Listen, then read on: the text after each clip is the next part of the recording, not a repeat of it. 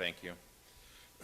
So 9 o'clock, so I'll call the meeting to order, and we're back in physical, non-virtual council meetings, which is, from my perspective anyway, an absolute joy. I'm thrilled to be here. Staff are back in the office, started back in on Monday, and then I spent the day here yesterday with staff on Tuesday, and it was really good to see everybody. You know, you could already see the ideas flowing and all that kind of stuff, really good. So just a reminder to council to use your microphones, and staff to use your microphones when we're back in session now. Otherwise, it'll be as Paul pointed out, it'll be the real life equivalent of you're on mute, which we don't want. So the first item is adoption of the agenda. And I have moved by Ron Forbes and seconded by Katie Davies that the agenda be adopted as printed and circulated. Are there any issues with the agenda? I am going to suggest then that since we do have a resident to do one of the brief, the 3-minute public comment periods at 9:05 on the 41st Line Bridge, that we just pull ahead the Public Works report on the 41st Line Bridge to immediately after that, so that we're doing it all at the same time and the residents that are following can see it all at the same time, if everybody's good with that. And then I would suggest that we do all the rest of the Public Works reports then, so that Derek can speak to those things and then move on. Then we'll go on through the rest of the departmental reports. Everybody's reasonable with that? Good. Anything else on the agenda then? All those in favor? Opposed? That is carried. I gotta get used to doing these forms again now. I was gonna say it's strange to see your face on everything. Next item is declaration of pecuniary interest. Are there any members of council that have any pecuniary interests for the general nature thereof? Not seeing any. And minutes, moved by Ron Forbes, seconded by Katie Davies, that the minutes from the June 16, 2021 council meeting be adopted as printed and circulated. Any issues with those minutes? All those in favor? Opposed? That's carried. And so I would say at this point that while we're talking about agendas and minutes, that this will be Donna's last Zorra Council meeting.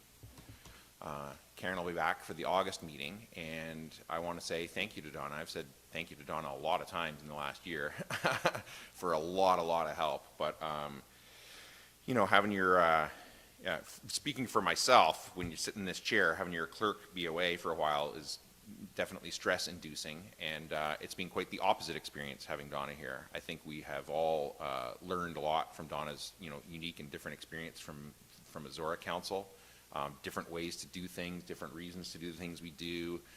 I certainly am better for having you being here. I have learned a ton, and I've said jokingly, but I'll say seriously, I hope you don't go away entirely. You could come back and hang out at a council meeting every once in a while and give us a little constructive criticism. But seriously, thank you, Donna. You really helped us out through a tough time, and a particularly tough time. Not just our clerk being away, but COVID. Like, you started here virtually. It's hard to imagine tougher circumstances, I think, to start a job in. And I certainly think the work of this council has been better for you having been here to help us through virtual. And I think, frankly, aside from that, we're better at what we do for you being here and helping us out with it. So thank you very much. I just say that I would like to thank this council for giving me the opportunity to serve you as your municipal clerk. It's been a really good opportunity, and I'm going away in retirement with a really good experience, so thank you. Paul?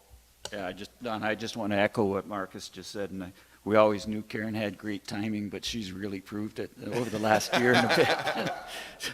And while we look forward to having her back, we are going to miss you, and we hope that now that you go into your full-time retirement, that you carry good memories from Zorra Township, and thank you very much.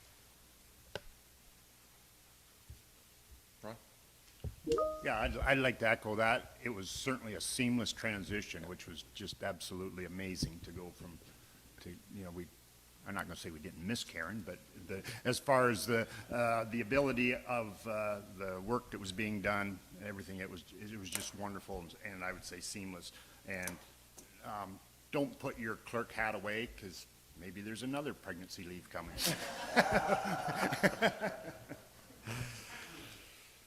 All right.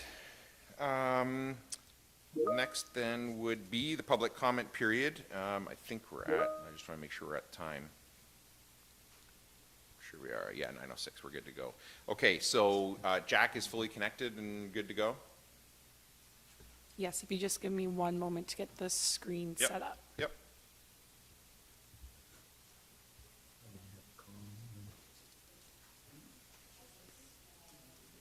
See on their screen. I'm not there.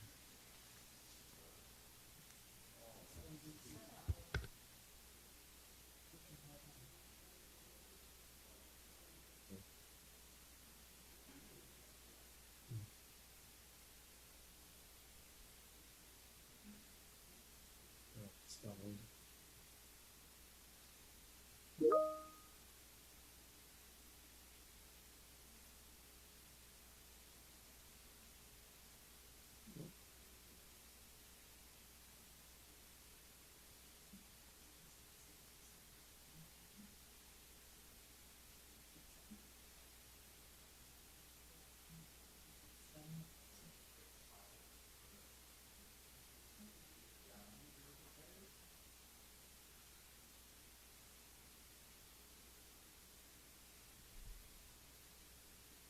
Why don't we just adjourn for a I few think- minutes and sort it out? Can you hear me all right?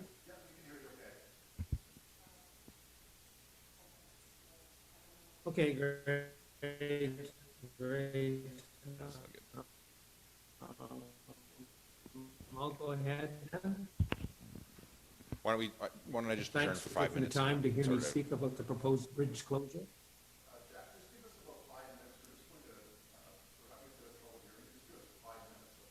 So for people watching online, we're just going to adjourn for 5 minutes Should I while we sort out a pause? technical problem for public delegation on the 41st you want Line me to Bridge, call and we'll be in? back when that's sorted out.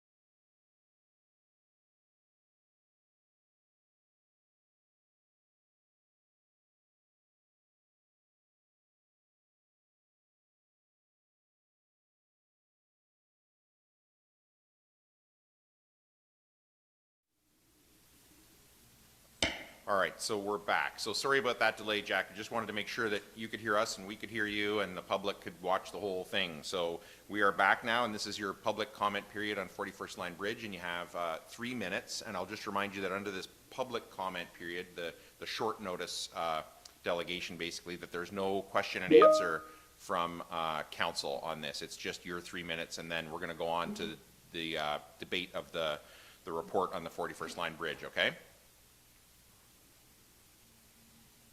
Yeah, it's good. I just lost you there for a minute. I'll start if that's okay.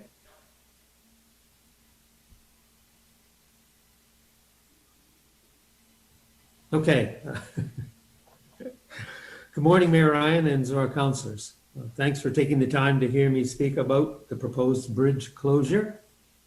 I am representing about 50 or so people in our community that have signed the petition opposing the bridge removal. We gathered the signatures with ease in a short period of time in a pandemic. That alone speaks volumes for our people.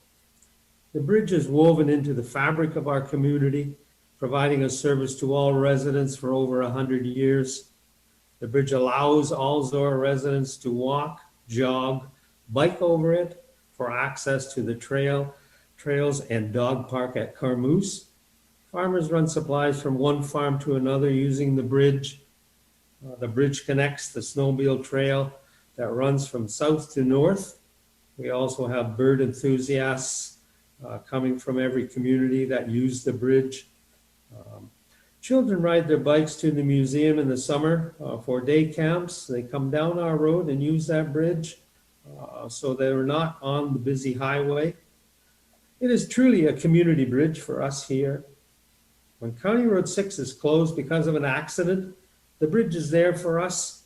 When the train tracks in Beachville are under repair or in use, again, it is there for us. Prior to the new bridge being built in Ingersoll over the sea, it was being stuck in a traffic jam waiting for the train to pass. That experience reminds us how important a bridge is. Looking forward, a bridge over the tracks will support future developments. Oxford County is projected to grow some 40% in the coming years. Some of that growth will be right here.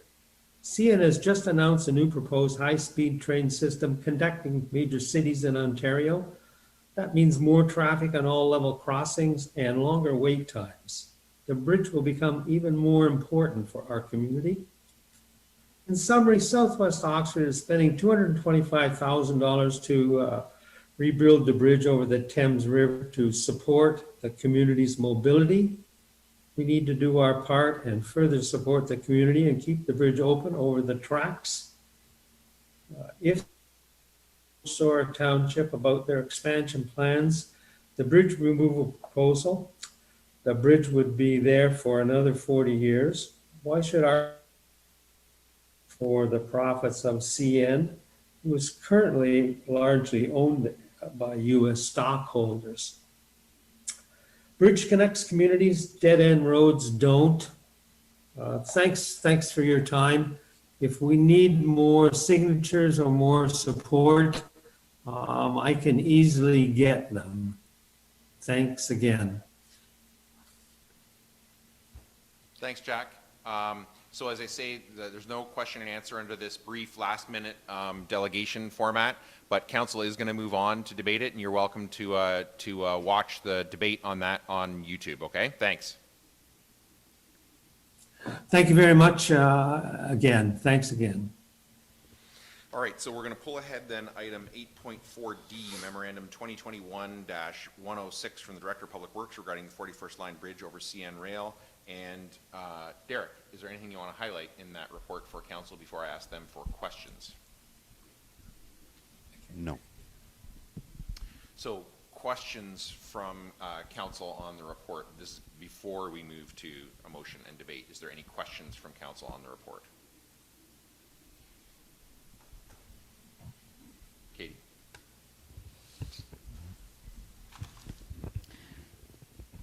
Where did Dawn go? I don't know.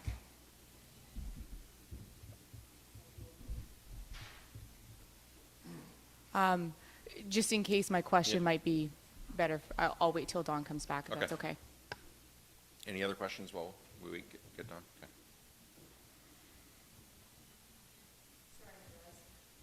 I didn't either until you said it.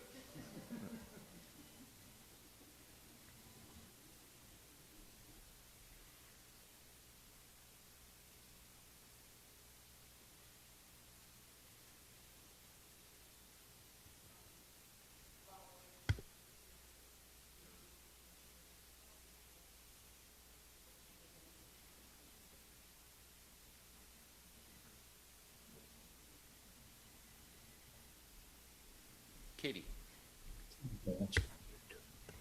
Thank you. So part of the agenda package, there's the current report on the 41st Line Bridge, as well as previous reports on the same matter. And as part of one of the previous reports, there's a process recommended if council intends to pass a bylaw to close up and stop that portion of the road. So my question is, within that proposed process from the previous report, are those items yet to come, or are they in the works? In particular, there was to circulate the intention to pass a bylaw to stop up and close the road to affected landowners, as well as Southwest Oxford, County of Oxford Public Works, and Oxford County GIS Fire Service and Oxford EMS. Notice would request comment within 14 days. But those comments are not part of this package. So is that the process that would follow after today's decision, if that was the direction to be taken, or were those comments that were not received? So at the last meeting, when that initial report was presented, council decided to only notify the affected property owners on that street. So following that and following council's decision today, if council decides to move forward with future notice, then those parties would be notified at this time. Thank you. Any other questions for staff? So then I have two motions in front of me here, from moved and seconded by half of council respectively. So, or half of council respectively. So whoever puts their hand up first is the first motion. We debate it, and then it's voted on, and whatever plays out after that. So, Paul. Was it Paul? I don't know. Since we tied procedurally, I'm willing to hear Ron's motion and discuss it. And if we approve that motion, then we go forward with that. If we defeat that motion, then I would bring my motion as an alternative. Very gracious, thank you. So then I have here, moved by Ron Forbes, seconded by Steve McDonald, that council direct staff to negotiate a cost share agreement with CN Rail of 85% CN and 15% Zorra for the replacement of the overpass bridge on line 41 south of Road 66. Ron, as the mover, do you want to speak to that? So the reason that I put that motion in instead of picking one of the three options that were given to us on the report, I felt that the first option, which said deny CN Rail the fact that we're going to close up the bridge, that seems unlikely. CN would pull a lot more power than Zorra Township. I don't think we can just say, no, we're not going to do it. The second motion, both second and third motion tend to lead us to the conclusion that we're going to close the road. And I don't think that we should be looking at that at the moment when we've got on the table from CN an offer for an 85-15 split. And it's up to us as Zorra Township staff and council. I think we should be negotiating with CN on that and to see how much we can get for that 85-15 split before we even consider closing the road. It's that at that rate, we're turning down $2.5 million of CN money to help improve infrastructure in Zorra Township, and that seems wrong to me. That we're just with those three options on the table, two of them are saying we're giving notice, the intention to stop up and close. And I think we're being premature on the closing until we've know exactly what this may or may not cost us. And if CN is going to put up 15% of them, or 85% of the money, that's worth reaching out and grabbing, in my mind, to improve infrastructure within the township. We get a new bridge out of it. I don't recall the last time that Zorra closed a bridge or a road. We've got lots of bridges and roads on lonely gravel roads in this township, and we haven't been just blatantly taking them out or refusing to maintain those bridges. So I think we should at least start the process by dealing with CN on a cost share agreement to find out what the dollar value is that we're working with. Right now, I feel like we're only acting on the fact that the latest traffic count says 50 people a day, and it's, with the rough numbers we got, we're going to spend $450,000. That does seem like a lot, but we're not even buying a fire truck or a road grader or anything for $450,000. And to get a new bridge, and the way I read the initial report was, even if that bridge was built as a single lane, it would be up to full weight standards. So I don't see why we're not looking into this to grab that CN money, federal money. CN just announced the other day $500 million of federal money was going to be used to improve tracks from Toronto all the way to Quebec City. So I'm sure it's going to go from Toronto to Windsor eventually, and this is only the very early planning stages. I think that's about all I got to say on that right now. Steve is the seconder. Do you want to speak to it? Really have anything to say right now. I seconded it to bring it to the table. Anyone else? Paul? I'll speak against the motion, and as Ron just referred, the initial report that we received in May, there was three options. Number one being that CN removes the bridge and installs turn circles on both sides at no cost to Zorra or SWACs. The second option that Ron would like us to pursue is that they remove the bridge and replace with a single lane bridge with a cost to Zorra Township of $450,000.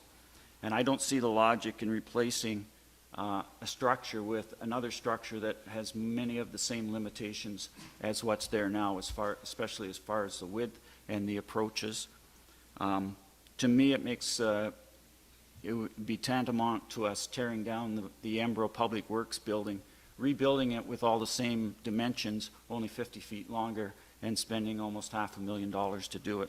The third option, Ron referred to a little bit, was to remove the bridge and replace with a two-lane bridge.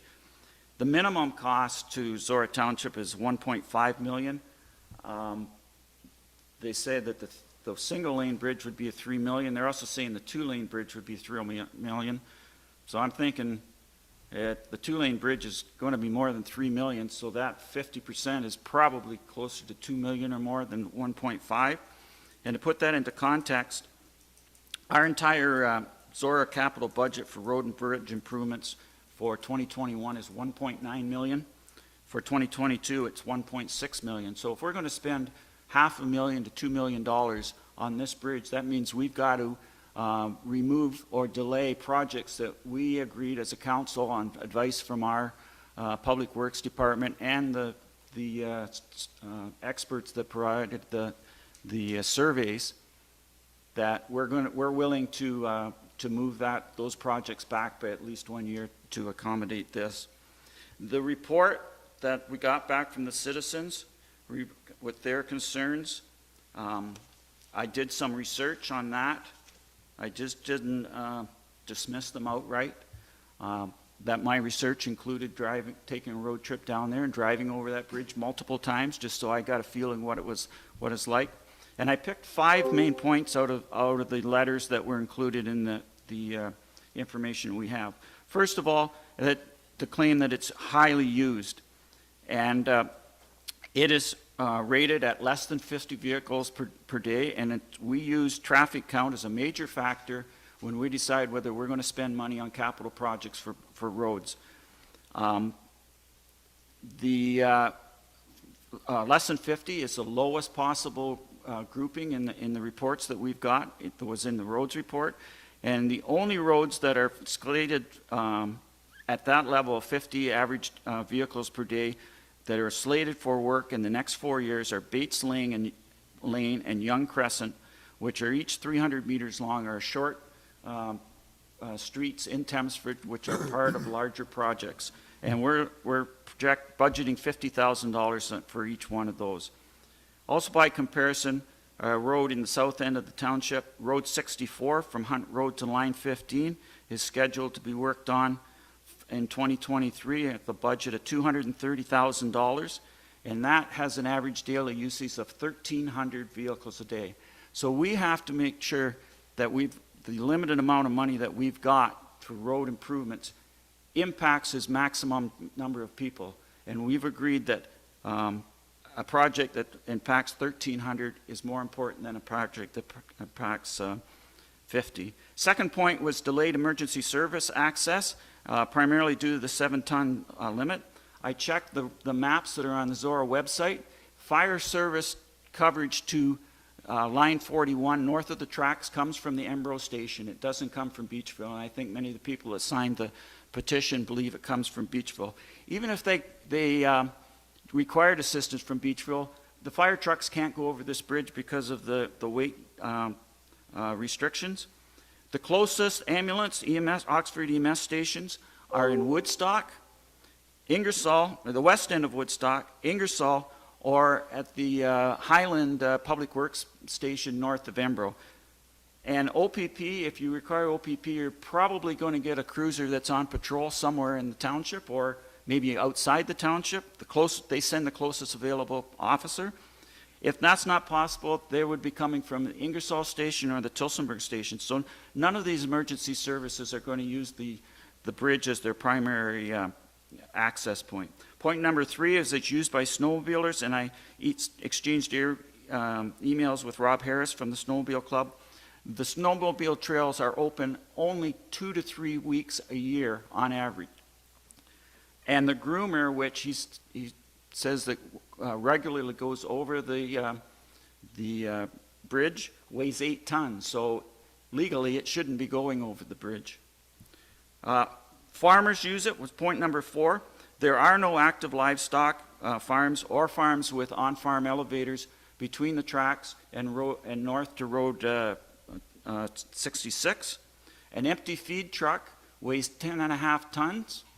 And I checked, a medium-sized 145 horsepower Case IH tractor weighs 5.5 tons with no equipment behind it.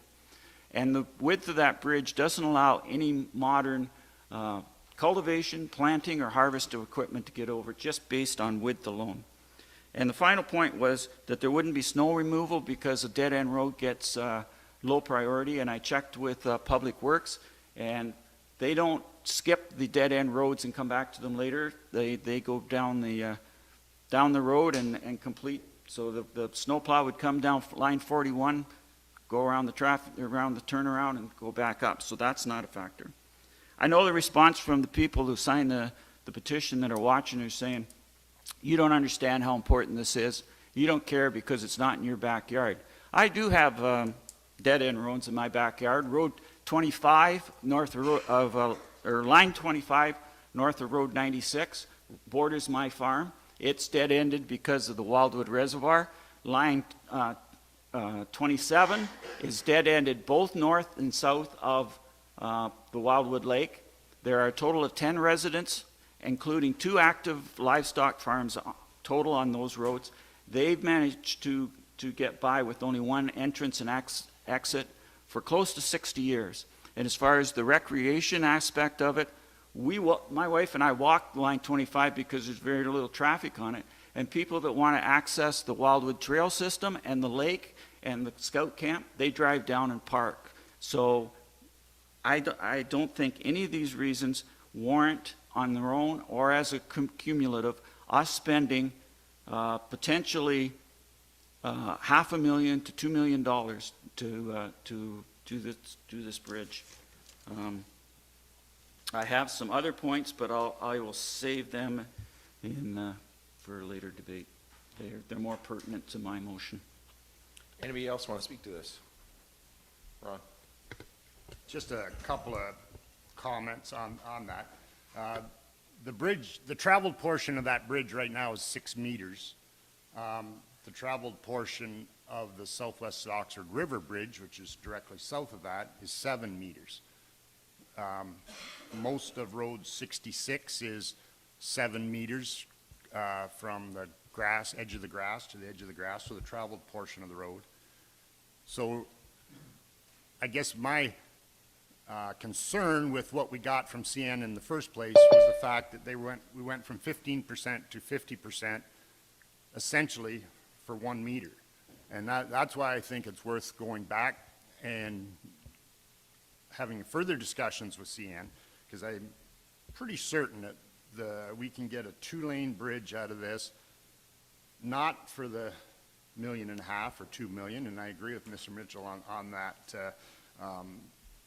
It could get very, very expensive, but if they're willing to pay 15%, even if we had to go to 20 to get 1 more meter wide, now we got a 2-lane bridge. Anyone else? Katie? The 85%, 15% cost sharing split, and I hear what you're saying, Ron, that it's being offered to basically replace what's existing. And could we get that extra meter wide for that same split? Because the 50-50 split really changes what that cost is. And I can see through the comments the value of this bridge to the residents of the area, but that doesn't necessarily equate to responsible use of taxation. What my concern is there are other problems identified with the bridge that have significant safety concerns, and I don't find it to be responsible to spend $1 to replace something with something new that still holds those same safety concerns.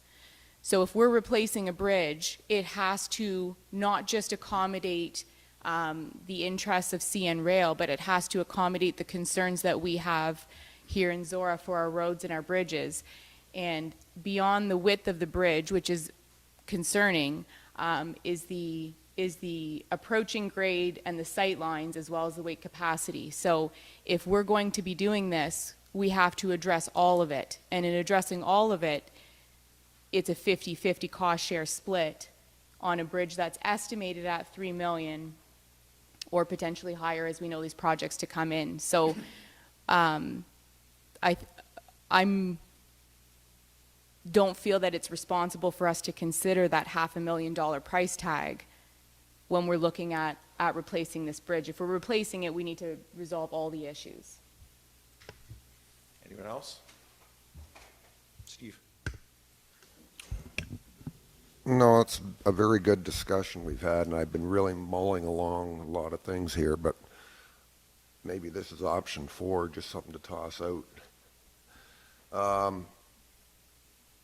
What if we did it, now a lot of the discussion was about how many people use it to get to the dog trails and the park trails and their photography, and I'm going, there's lots of places I've seen around the countryside, CN, even some of the cities, where they just install I call it a hiking bridge, which would be good for people to walk over. It's only 2 or 3 feet wide. Bicycles could use it, but dead end it to cars and other heavy vehicles.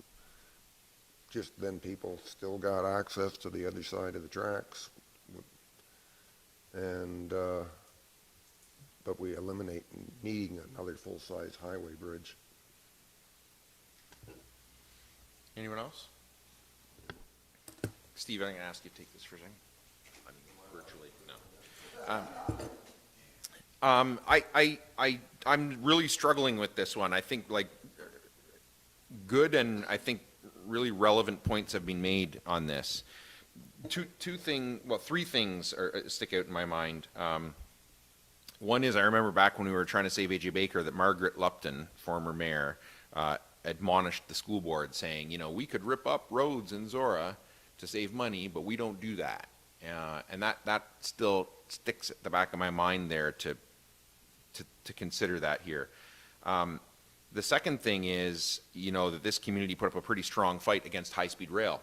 And one of the main arguments about that was that the specific high-speed rail proposal at the time was only about half an hour faster than the current Via Rail system, but in reality, the Via Rail system was capable of going significantly faster, except that there was not sufficient rails all along the route.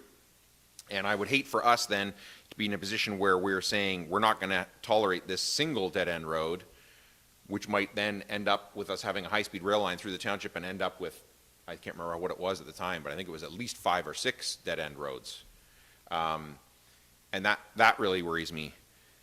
But in the end, what I'm left thinking is, we didn't ask for this problem. It's CN's proposal. I'm not aware of any ticking clock on this. So why don't we kick it back? I don't know that I necessarily, you know, 85% CN, 15% Zorra. I don't know why we would start there. I would start at more like 100% CN and 0% Zorra and see where that gets us, and just say, yep, we're willing to consider options for the bridge. We don't like the options you gave us. What else have you got? I think we should empower staff to push back and say, we've got all these different concerns. CN, how can you help us address those concerns? And see what they can get. I'm not aware that we have a gun to our head that says Zorra's got to decide this in July or even August or September for that matter. So I don't know that I necessarily want to support 85 and 15 because if we're gonna actually enter a negotiation with them, I would rather sort of give staff like full license to see what they can get and just send them a strong message from Zorra Council that says, guess what? They didn't like any of your options, CN. What else have you got? And see what they get. And if they say no, what we offered you is what you got, well then we're just back to debating the same thing again, and off we go. But if they come up with something better, then we have something different to consider in negotiation. That's my thoughts on it anyway. So, thanks, Steve. Anyone else before I call the vote?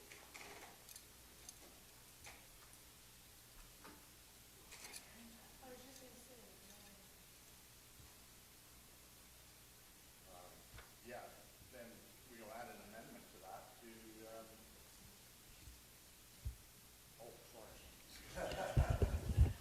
I was on mute. Yeah, I'll move that we amend that motion to have staff to enter negotiations with CN. So just And remove the part where it says 8515. 8515. So it would then read that council directs staff to negotiate a cost share agreement with CN Rail for the replacement of the overpass bridge on 41 south of Road 90. Yeah, and maybe 66. maybe you should remove the word cost share, or the term cost share. Negotiate an agreement. An agreement So the proposed amendment for then, bridge replacement. right. So the proposed amendment would remove cost share and of 85% CN and 15% Zorra. And that gives them the freedom to start at 0 for Zorra and see where it leads. Can I ask one question? Hold on a second. I just want to make sure, because we've got a mover of an amendment on the floor now, so I want to make sure we capture the wording, and if there is a seconder, we're debating that amendment. What I've got then, checking with Ron and Donna, what I've got is a motion to amend to remove cost share and of 85% CN and 15% Zorra. Is that correct? Okay, so if amended, then it would read that council directs staff to negotiate a cost share agreement with CN Rail, that council directs staff to negotiate an agreement with CN Rail for the replacement of the overpass bridge on line 41 south of Road 66, if successful.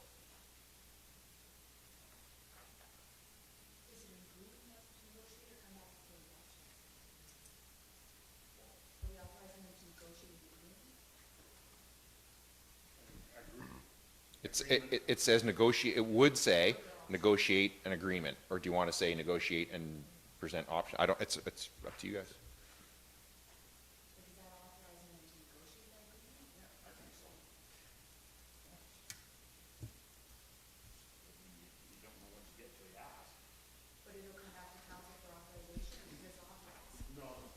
It comes back to us for final. There you go. Okay, so Ron, so have you got that wording, Donna, for the amendment? Thank you. So, so motion to amend to remove cost share and of 85% CN and 15% Zorra. Have you got a seconder for that? Katie will second that. Okay, so moved by Ron, seconded by Katie, to amend the motion to remove, quote, cost share, end quote, and, quote, of 85% CN and 15% Zorra, end quote. So Ron, as the mover, do you want to speak to it? No, I think Okay. we've discussed that. Katie? No? Anyone else? Paul? I have mixed emotions about the amendment. What I would prefer is that we vote on the motion as it is, and then we discuss the other motion, and if that gets defeated, then there's an opportunity to come back with a more considered motion. My position is that we shouldn't be spending any money on this, and I refer back to your comments about the high-speed rail debate 3 years ago, and that was going to cut a swath through Zorra Township, and the response to that was the Southwest Links document, and the Section 5 of that was that we were asking that in order to have high-performance rail instead of high-speed rail, that separate freight and passenger lines in a 60-kilometer section, Woodstock to Kamoka, be implemented.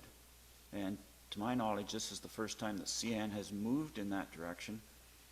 My concern is that if we take option one or some type of a modified option one that's in the second report that we're getting here, that CN may use that as an excuse to not go forward with this. If their heart's not in higher performance rail, and they're getting negative reaction from municipalities, they could just say, well, we're not going to do it. People don't want it. It's an excuse not to do it. Their other alternative is if we want to say we're not going to close down remove the bridge, or if we're not going to do the bridge unless CN pays for it all, then they take us to court, and if they win, then we may end up, it's our bridge, we may end up paying the whole cost of tearing it out. So I'm not in favor of the amendment. I'm always leery of amendments that are made on the fly. As I said, I would prefer that we vote on this as it is, and then consider the second motion and see where that gets. And if somebody wants to come back with I'm not totally opposed to looking at more options, but I would like to do it the process that I've mentioned, rather than amending it. So procedurally, I don't have a choice. There's an amendment that's been moved and seconded, so I have to deal with it the way that it is. But it is absolutely, yeah, exactly. So if you want to, further speak to it and convince people to defeat the amendment and the original motion, and that's all fine, and we'll go on through that, and then subsequent motion if I have one, which I happen to have. And so that's all, doable. So to that end, having responded to the procedural aspect, do you want to speak to it again? No, I'm going to vote against the amendment, and for the reasons that I just said. Yeah. And the vote will determine what happens next. Anybody else? Katie? The information as presented, I agree with all of Paul's concerns, and I don't see this as responsible use of taxation. I am in support of this amendment. because I think it does offer us the opportunity to be presented with the potential for some other alternative solutions. If staff have the leeway to take that conversation back and bring back some of that feedback from residents, there may be alternate arrangements that could be brought to the table. So I'm not comfortable making a decision at this point on the bridge, how to proceed, until we know if those alternative options exist or not. So I don't think the delay in this next stage of negotiations is going to have quite the impact that you've just outlined. I think it's just going to allow for us to make a bit more informed decision and make sure that we're doing the best for that area and for the residents that use it. And I had not considered what Steve had mentioned about maybe a pedestrian bridge. Some of the concerns that have come up have been about people looking to access the community through biking and cycling in the dog park. So, maybe given some of this discussion, there may be other options that we can consider and that CN can take more responsibility for, as this is furthering their initiative more than it is ours. Anyone else? Steve? This is just a question because I don't know whether my question is this appropriate time to request? I don't believe anywhere in any of the paperwork I've seen or the reports forwarded, CN has never mentioned a time frame of action. Like, are they thinking about doing this next month, next year, next decade? Is now the time to include in there? So we don't really know what their time frame is. Is that something we could ask them?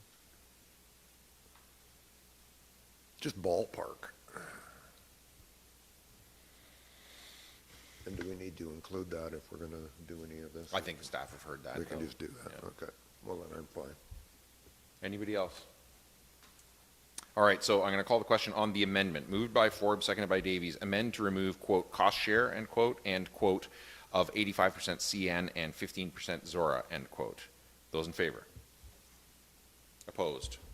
That is carried.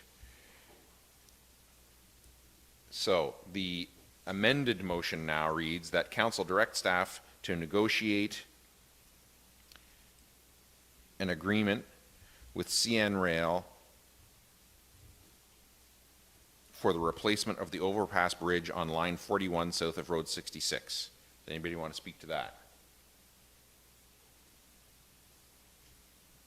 All right, all those in favor? Opposed? Carried. All right. And then we are going to go on to the rest of the Public Works reports while Derek is here. And that is 8.4A, B, and C. So, Derek, item 8.4A, Memorandum 2021-113 from the Director of Public Works regarding departmental activities during the month of June. Is there anything you want to highlight in that for council before I ask them for questions? Morning. No. Questions from council?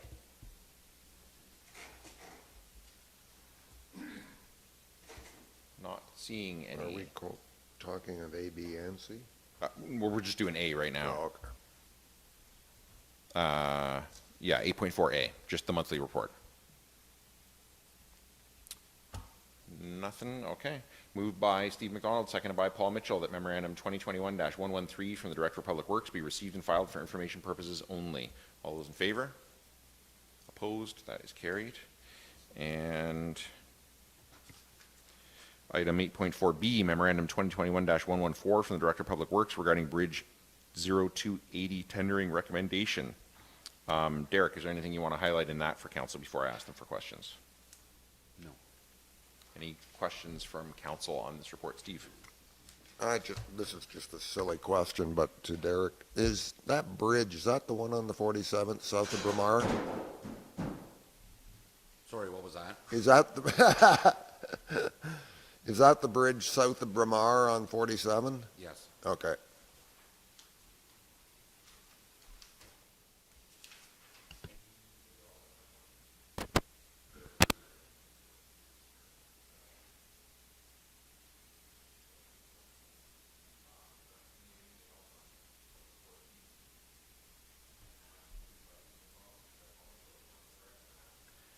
to proceed with tendering for the recommended work on Bridge 0280 located on the Zorra, East Zorra Boundary Road for the estimated cost of $186,000. Anybody want to speak to that? All's in favor? Opposed? That is carried. And 8.4C, Memorandum 2021-117 from the Director of Public Works regarding construction progress update of the Zorra Maintenance Facility. Derek, is there anything you want to highlight in that? No. Questions from council? Not seeing any. Moved by Ron Forbes, seconded by Katie Davies, that Memorandum 2021-117 from the Director of Public Works regarding the ZMF construction update be received and filed for information purposes only. All those in favor? Opposed? That is carried. And I think you're done, Derek. Thanks. You too. So that takes us then to fire department. Somebody's going to let the chief know. Thank you. I will try.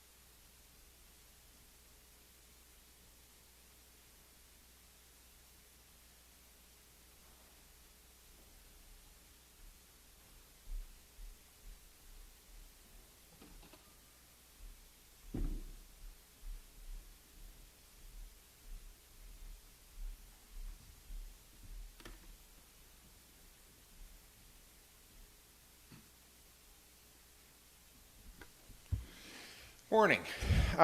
So we're up to reports from staff. 8.1A Fire Department Memorandum 2021-115 from the Fire Chief regarding Fire Department monthly activities. Chief is, oh, okay.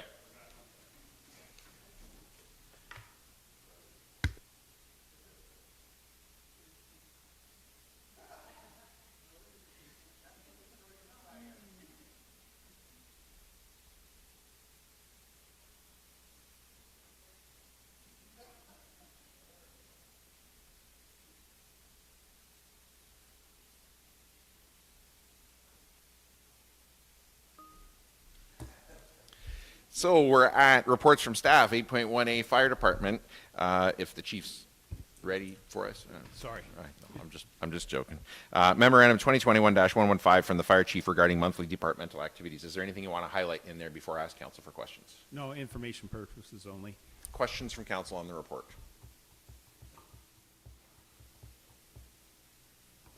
Not seeing any. Moved by Katie Davies, seconded by Ron Forbes, that Memorandum 2021-115 from the Fire Chief be received and filed for information purposes only. All those in favor? Opposed? That is carried. And then it's one of those days. This is the Fire Chief's last council meeting. Oh, sorry, Paul. Oh, go for it. Last question, John, and it's a two-parter. Last fall, we hired 5 recruits. I just wonder what their status is as far as I presume they're through recruit training. And are you in a position to announce who the newest members of the Zorra Fire and Emergency Service are? For sure. Yeah, the recruits completed their Firefighter 1 and Firefighter 2 certifications end of May, first part of June. At the end of they did their live fire in Ingersoll.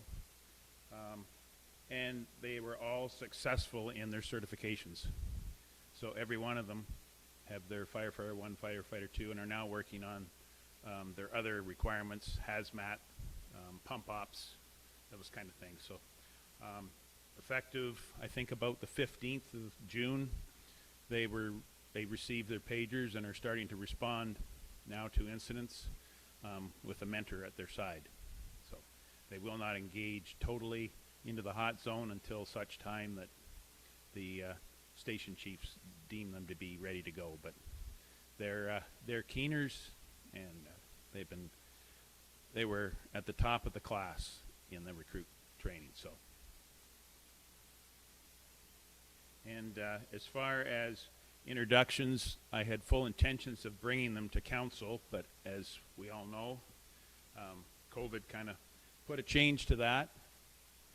So I'll just list those, and I'll leave that up to the new chief to make sure that she does a proper introduction at that time when it's available, okay? Dennis Burkers is now with our Embro station, lives in Embro. He's a mechanic, agricultural mechanic or that type of thing with Stratford Farm. Adam Knoop is in Uniondale, works for the family business in Knoop Excavating. You've probably seen them around. Kyle Henshaw is local farmer, works along with Scott Matheson, one of our firefighters in Uniondale. Rolf Honstra of Honstra Farms, another farm boy, local, and available during the day, which is a key component to it for us. And our last one in Uniondale is Brian Stolzer. He's works for Perth EMS. So there's a lot of really good background for those new firefighters that we've acquired. Thanks, John. It's, as we know, it's a young person's, used to be a young man's game, now it's a young person's game, and Yes. and it's great to hear that those people have stepped up, and I'm sure they'll be an asset. So, thanks for filling us in on that. Yeah, thanks for asking that question off the report, Paul, because it is vitally important that we acknowledge those recruits and know who they are. So I do look forward to them coming in and one day and us getting to meet them. But again, it is also the chief's last council meeting, not just Donna's last council meeting, but the chief's last council meeting. There'll be more to say on this on your last day, but as it is your last meeting, it's the last formal chance for council to thank you for your service and to say goodbye to you. So I want to thank you personally as being a member of the senior management team and the guidance that you've given over the time that I've sat in the 2 chairs that I've sat in at this council. In particular, in the context of emergency response, though, because I distinctly remember when I moved from that chair to this chair, feeling the weight of that and going through the exercise that we did at the time and stepping through all those things and realizing that, that in reality, while I had a really large symbolic role to play, that the reality was actually we had a really good plan and we kind of knew who was going to do what and how it was all going to go. And I'm sure, you know, when and if it happens, touch wood, it never does, that it would be different than that. But that's all a plan is. And we really have a good emergency response plan here. So I want to thank you for your service to Zorra over all the years. Really, and I know you'll get it when I say this, it's a thankless job being the fire chief in a way, because you don't get to do the heroic things. If you do your job right, there's less heroic activity happens for you to get the attaboy. So really the attaboy for you is that there were less of those heroic items happening, that less of our firefighters had to be put in harm's way, less residents were put in harm's way. So this is your thanks from the community for that, is for having all the accidents and all the fires that never happened, that we never heard about, that we never had to respond to, is because of the planning, training, and recruiting that comes from the chief's office down. So thank you for that for all the years. Thank you. Anybody else before I ask the chief if he wants to speak? Ron? I'd just like to say thanks to John. I think the Zorra Fire Service has changed immensely in the 9 years or eight and a bit? 9. Nine. And a little. 9. Who's counting? Yeah. And I was part of the council that hired John, and it's kind of sad to see you leave before me. I know I'm not going to be, and I don't think I'm going to be around when Deanna retires, so.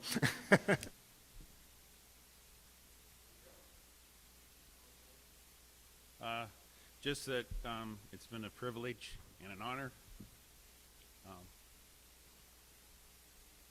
I wear it. My heart's on my sleeve when it comes to the fire department. always has.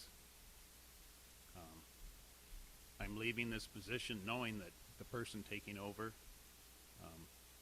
has all the backing of the department and will do an awesome job for you.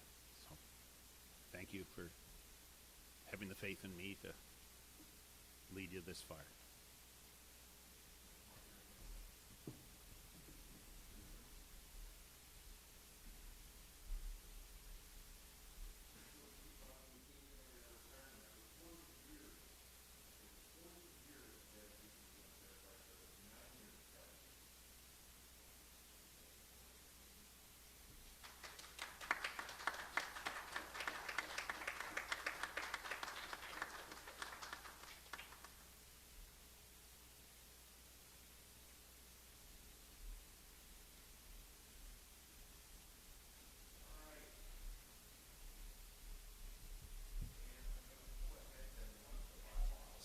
Because it is appropriate. Moved by Steve McDonald, seconded by Paul Mitchell, that bylaw 40-21 to appoint Deanna Kerwin as fire chief be taken as read a first, second, and third time and finally passed, and further that the mayor and clerk are hereby authorized to sign the same and affix the corporate seal thereto. Anybody want to speak to that? I will. You know, when I was deciding to run for council or not, you know, one of the biggest factors for me was the opportunity to work with the amazing senior management team at Zorra and all of the staff, including current Chief McFarland, and also knowing though that a lot of our senior management team in the next few years was going to retire. It's just a fact of life that a lot of them were going to go, and we're going through that now. But I also saw that as huge opportunity for us to move forward, right, and to try and find, you know, what's the next generation of our senior management team, and therefore all the staff that they will recruit and train and hire and train and develop over the years, and that was tremendously exciting to me. And so recently we've hired a new director of finance who's yet to start for when Maureen walks off into the sunset. And now, you know, our longtime fire chief, who, as Ron said, transformed fire service in Zorra, is retiring, and we've made a hire from within of a very experienced and highly qualified and exceedingly motivated Deanna Kerwin. I will say, just a brief story. I remember going to a live fire training exercise that Zorra had in Ingersoll, and I had another commitment that night. But frankly, I was mesmerized by watching live fire training, and I just totally bailed on the other commitment because it was so impressive, right? Like 3 big shipping containers lit on fire. Whenever they open the door, all the black smoke is billowing out, and all the firefighters are putting all their getup. And it was a hot day like this. I mean, I was just standing there with nothing on, and I was getting tired, and they were putting on all the stuff and going in. And this is 3 years ago, I think, ish, or something like that. So you had been on the force for 3 years then, about. And I remember at the time, because there was, you know, there was a little bit of appropriate angst at the time about we were going to have our first female firefighters in the force, and that's a transition for a lot of organizations. That's a very real transition. And I remember being at this live fire exercise and thinking, here's this woman, new woman to the force, and she's going around telling all these guys, you got this on wrong, do this right, whatever. And in that moment, I was like, there's no issue here at all. Like, this is all happening. This is happening the way it's supposed to happen. Everybody's good with this. And I was just, I remember even then thinking, like, this is what you want for your fire service, right? All of these people are doing the right thing, the right way, you know, harmonious. And so, you know, happy to see that you continued to pursue, you know, qualifications and training and put yourself forward for this, and very happy to see you, assuming that council votes on this today, that you end up being appointed. I think it's a good day for Zorra when we can move ahead and replace our outgoing senior management members with new senior management members who are going to continue to move us forward as an organization, as a community. It's a good day, and while we're sad to see John go, The goal always has to be to have somebody come in who hopefully, in a year from now, hopefully we say, well, we thought John was good, but, She's better. I say that for myself too. I dearly hope that somebody comes along someday where I'm happy to say, you take this, you're going to do a better job than me. Because I think that's what we should hope for in all of life, that somebody better comes along to do the job for us. So that's all I would have to say on it. If anybody else has anything to say. I'll read it again and call the question. Moved by Steve McDonald, seconded by Paul Mitchell, that bylaw 40-21 to appoint Deanna Kerwin as fire chief be taken as read a first, second, and third time and finally passed, and further that the mayor and clerk are hereby authorized to sign the same and affix the corporate seal thereto. All those in favor? Opposed? That is carried. Welcome, chief.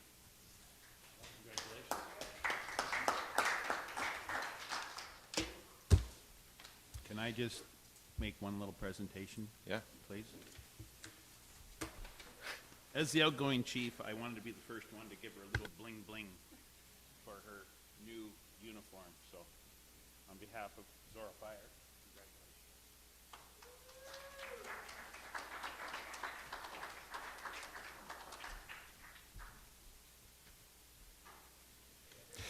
All right.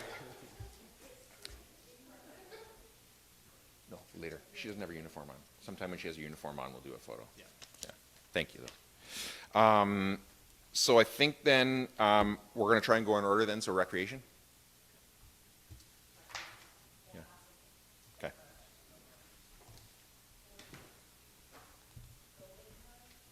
Oh, did I skip? No, recreation, right? Yeah.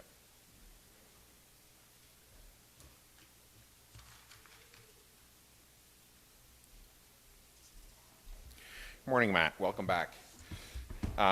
So memorandum 2021-118 from the Director of Recreation and Facilities regarding monthly departmental activities. Is there anything you want to highlight in there before I ask council for questions? For once, we have the news before council, and it hasn't changed since writing of the report on the provincial restrictions. So, no. Questions from council on the report? Steve? You're going to get bored now.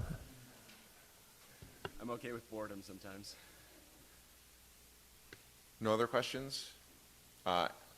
Moved by Paul Mitchell, seconded by Steve McDonald, that memorandum 2021-118 from the Director of Recreation and Facilities be received and filed for information purposes only. All those in favor? Opposed? That is carried. Any questions not on the report? No. All right. Then item 8.2B, memorandum 2021-119 from the Director of Recreation and Facilities regarding Lions South Park Don Knox Trail paving. Matt, is there anything you want to highlight on there before I ask council for questions? I think this is a case where it was a bit of something that lied beneath. We didn't understand or know at the time of our initial presentations to council, so we're coming back with an update and looking for your decision on this. Questions from council on the report?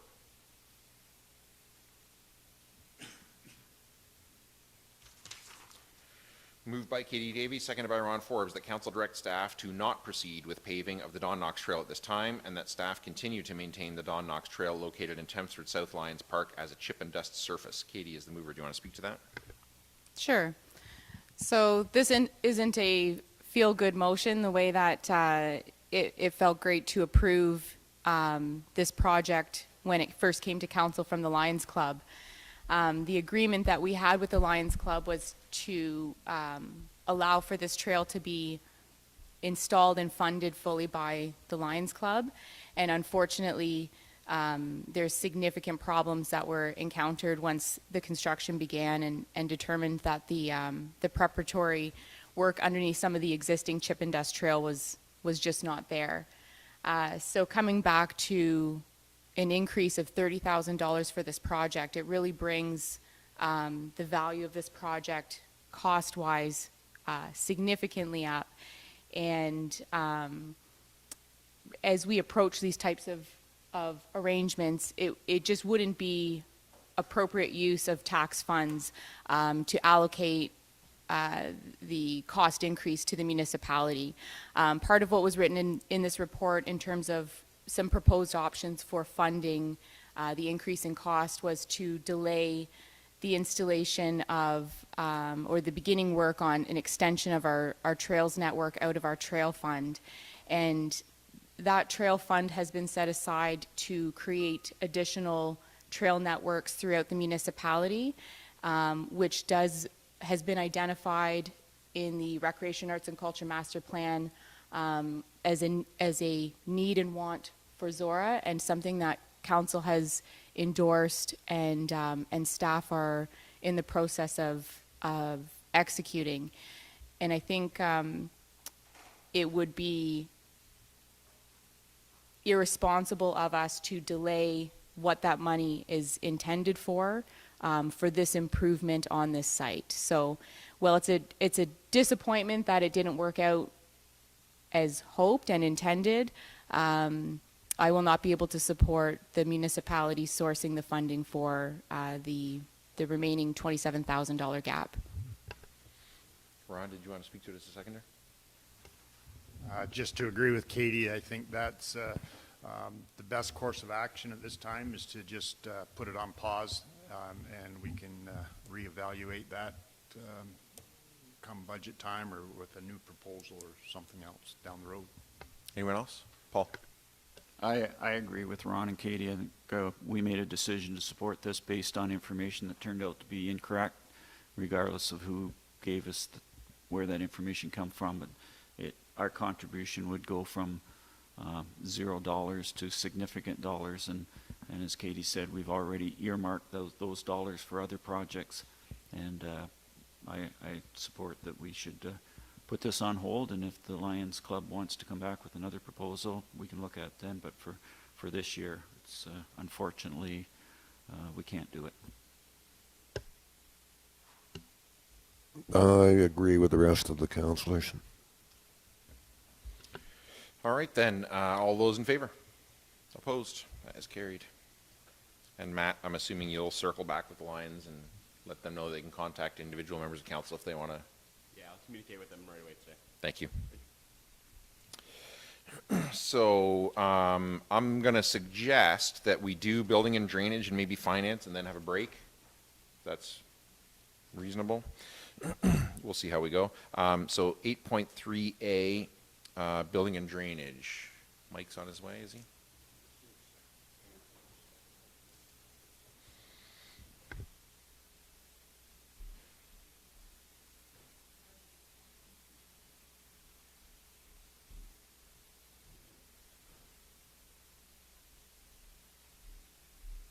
Morning, Mike. Memorandum 2021, excuse me, Memorandum 2021-121 from the Chief Building Official Drainage Superintendent regarding monthly departmental activities. Is there anything you want to highlight in there for council? No, just slowing down a little bit, kind of catching up. Everybody went really crazy at the beginning of the year, and now it's steady. Questions from council on the report? Ron? Just one, Mike, I noticed on our building activities, we've got solar listed. Is that just a small solar thing, or is it a rather large one? We had a couple of solars. There's only the one on this one, but I think we had, it's mostly roof mount. We had a couple of roof mount and one ground mount. We see solar coming back a little bit. Anyone else?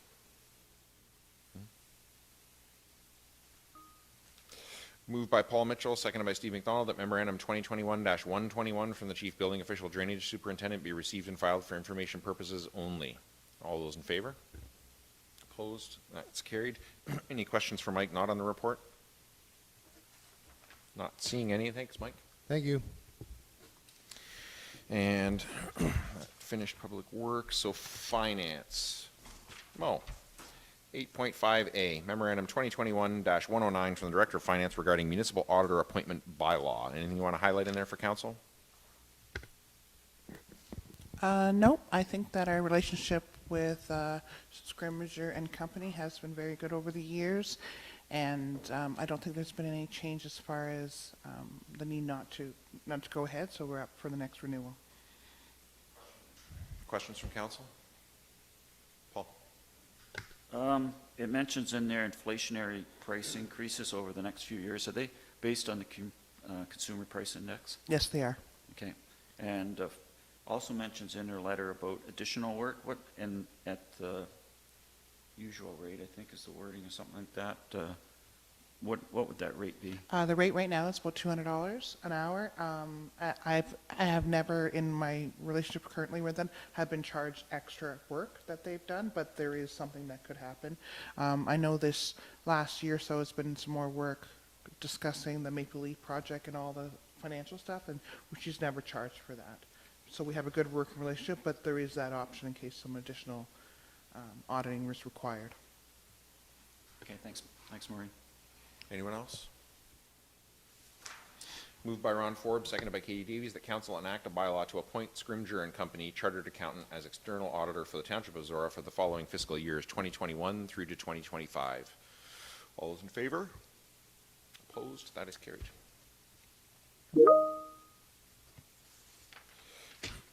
And 8.5B, Memorandum 2021-108 from the Director of Finance regarding 2021 second quarter budget to actual update.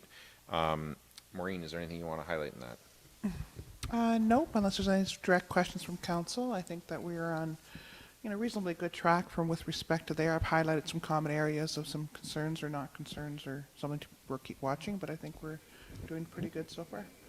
Questions from council? Not seeing any. Moved by Paul Mitchell, seconded by Steve McDonald, that Memorandum 2021-109 from the Director of Finance regarding the 2021 second quarter budget to actual update be received and filed for information purposes only. All those in favor? Opposed? That is carried. And,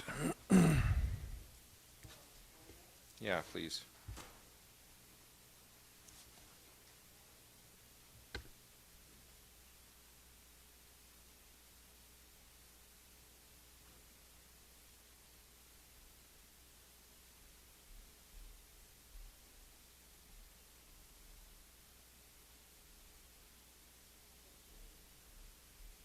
Morning, Kelly.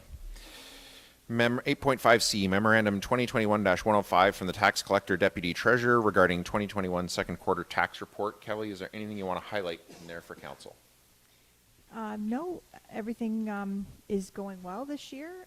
The appeals on the front page, there was one appeal for 17, 18, and 19, and 1 and 20.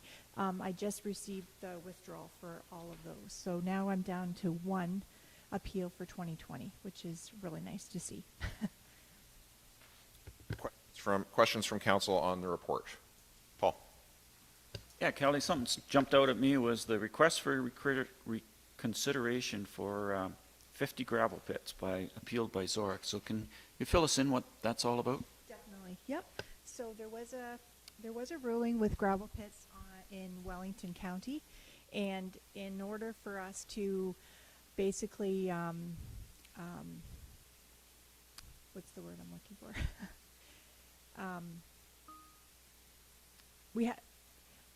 We based on that ruling, we felt that our gravel pits are under assessed.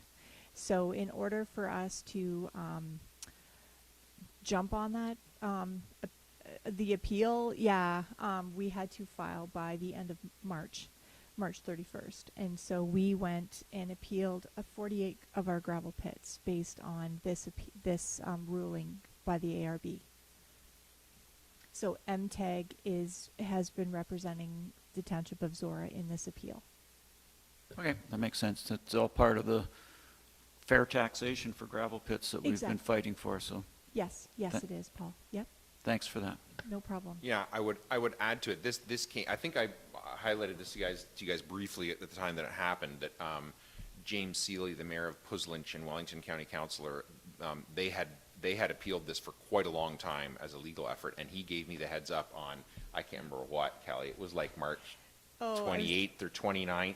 It was like the day before. And he called me and just said, FYI, our appeal worked, but your deadline is like 2 days. Yeah. And so I just called Kelly and Maureen and Dawn and said, what can we do? So if we get a dime out of this, it's because Kelly just moved to heaven and earth to make it happen. So we'll see, but I suspect that we will get significantly more than a dime out of it, but yes, it is exactly out of that TAPMO initiative. So this is the appeal stage of it, but we're still trying to work with ministers to try and get it changed so that the method of assessment is different going forward, and it doesn't have to be appealed to get it. But yeah, Maureen. Yeah, so what the process now is, like I said, we've launched our appeals to the ARB, so they'll be setting up hearings. So the Municipal Tax Advisory Group, the MTAG that the township has hired, will be making representation at these hearings, or when it comes to it. And part of them is issuing a statement of issues. In other words, where we say the areas of concern are at the assessment office, at the assessment of these properties. So more information will come to us so we know what the financial impact of what the properties or areas that are not assessed that we felt should be revisited based on that ruling that was done at the ARB, and then we'll see if we're successful in that same appeal process. So more information will come. It won't happen right away. There is a process, but as Kelly gets more information, she can report on the status of our appeals. But right now, this is the preliminary stage, and July 5th is the first date, I believe, that we have to present our case information, and then then MPAC has to present their case, and then of course the gravel pits have to present their case as well. Steve. Just a curiosity question. Now, are we, or whoever's representing us, are they appealing each one of these pits individually owned, or are they doing it as a group, like a blanket? Both, in the Both. sense that every property, because we're dealing with multiple owners, like Yeah. some of them may be the same owners and stuff like that. So they will we're appealing each individual one, because when the review right now is MTAG might find that one of the properties is assessed fine. In other words, it is all farmed, needs to be changed into industrial class or whatever. So as the review, we've launched an appeal, but as the review, there may be some that get settled really easy because there's not much change to it. Other ones, there may be more, no, they're in the wrong class, they reported wrong, they should move to the industrial class. So each individual property will be looked at separately and subsequently dealt with individually. Okay, thank you. I'm just curious. Anyone else? Moved by Paul Mitchell, seconded by Steve McDonald. That memorandum 2021-105 from the tax collector deputy treasurer regarding the 2021 second quarter tax report be received and filed for information purposes only. All those in favor? Opposed? That is carried. Any questions not on the report? Not seeing any. Thanks, Kelly. Perfect. And the tax bills will be going out mid-July since I'm back from vacation, so they'll be on everybody's mailbox. Thank you. Yeah.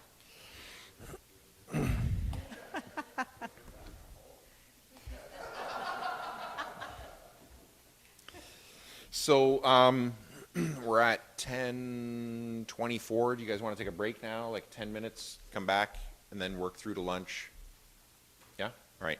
So we'll take a 10-minute then break. So we'll be back here at like 10:35.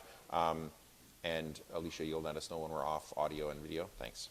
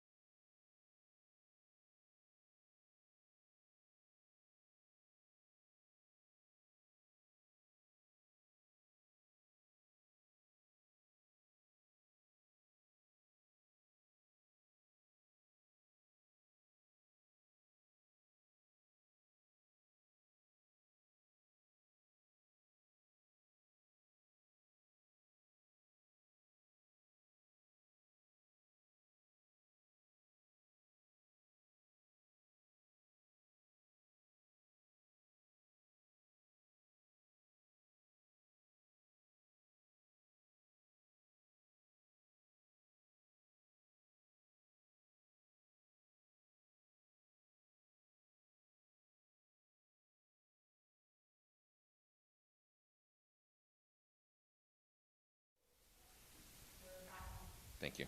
All right, so we're back from break. And we're up to 8.6A Corporate Services Department Memorandum 2021-100 from the Corporate Services Department Summer Student regarding the apartment height review. And I would just introduce everyone to Maggie, who is our summer student right now and has been working for us already for a few weeks, as you can tell by the report that you have in front of you. We'll be working on this project, depending on what council decides to do with it today, and several others that Dawn and I think several other department heads have you working on different things. So I'm sure they'll have her overworked in short order. But judging by the quality of the report we have in front of us, I think it's going to be well worth it. So I'll ask you, Maggie, if you want to highlight anything in that report for council before I ask them for questions. Nope, I'll just leave it to council for questions. Okay. Questions from council on the report?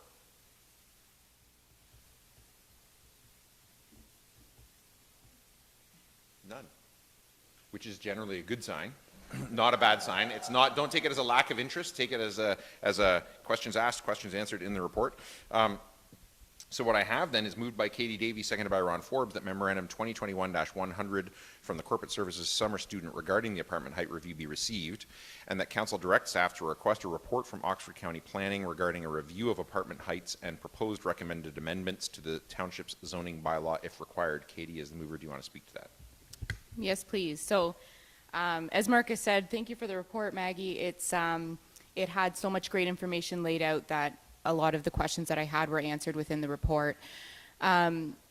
This was great to see on the agenda because what we often are considering when looking at planning applications is appropriate land use.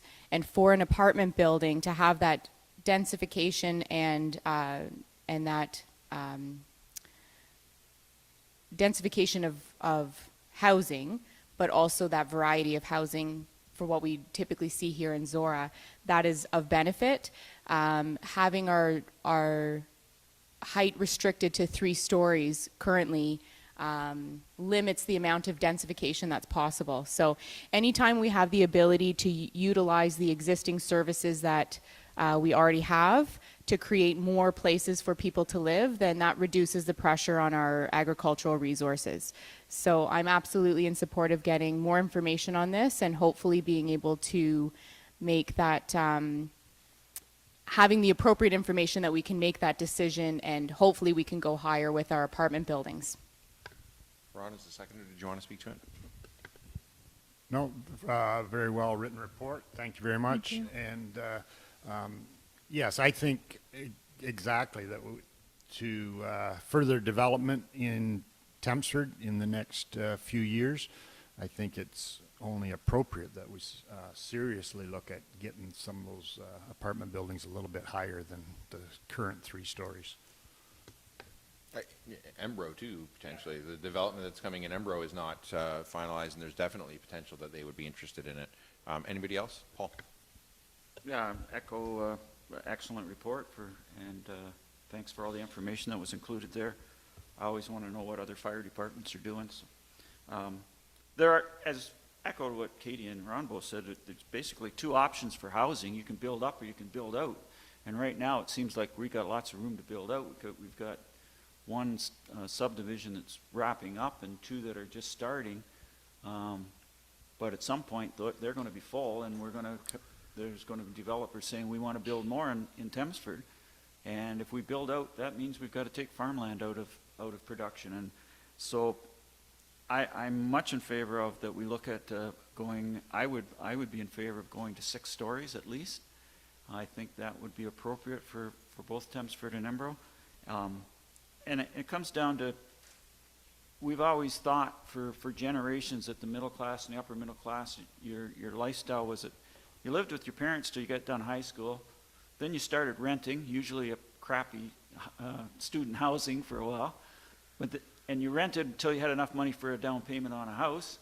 You bought a house and you spent 20 or 30 years paying off a mortgage. You had a very short period where you lived relatively cheaply. And then as you downsized, you started renting again. And you rented in a nursing home eventually. So you go from rent to own to rent. But the reality is, especially that's not the way it is for much of the world, and in much of Canada, that's not the way it is. And it's becoming more and more, that's not the way it is in our area, because we got an email the other day from the real estate board, said the average price of a property sold in Zorra Township so far this year is just a hair under $700,000. Well, for the average middle-class person, you're not going to get a down payment for that. You're not going to be able to afford a mortgage for that. So the reality is that under these economic conditions, people are going to spend their lives renting. And if they do, they need good rental facilities, and a good apartment building is, I wouldn't want to live in it, but I wouldn't want to live in a house in Thamesford either, because that's not my lifestyle. And that's not a knock on Thamesford. It's just when you live in the country, there's advantages, pros and cons to it. But anyway, it is whether they want to or not, is where people are going to be living. We need to provide that for them. As far as the question about whether we need to buy an aerial, I think we don't, considering the cost and the fact that, especially if this buildings are in Thamesford, it's 104-foot aerial, which is a huge aerial, is literally 10 minutes away in Ingersoll, and we have an awesome agreement, mutual aid agreement with them. And the one thing I would caution, and maybe John would like to comment on this, is that if we do look at going to these higher heights, that we stipulate that it has to be concrete and steel construction, because in the last decade there's been a lot of controversy in the fire service about some jurisdictions allowing stick construction, lumber construction to higher heights, and the problems that would be if you had a fire on a 6th floor of an all-wood structure. So I support the motion that we look at it, and for all the reasons that I just stated. I just wanted to add, I concur with everyone else's thing here. I've always been a big proponent of building up or in, and building out is only a last resort. We're going to be faced with this stuff in the next decade or two. Maybe it won't be us, but someone's going to be facing it. So the more information we get now, the better off we'll all be. Anyone else? All those in favor? Opposed? That is carried.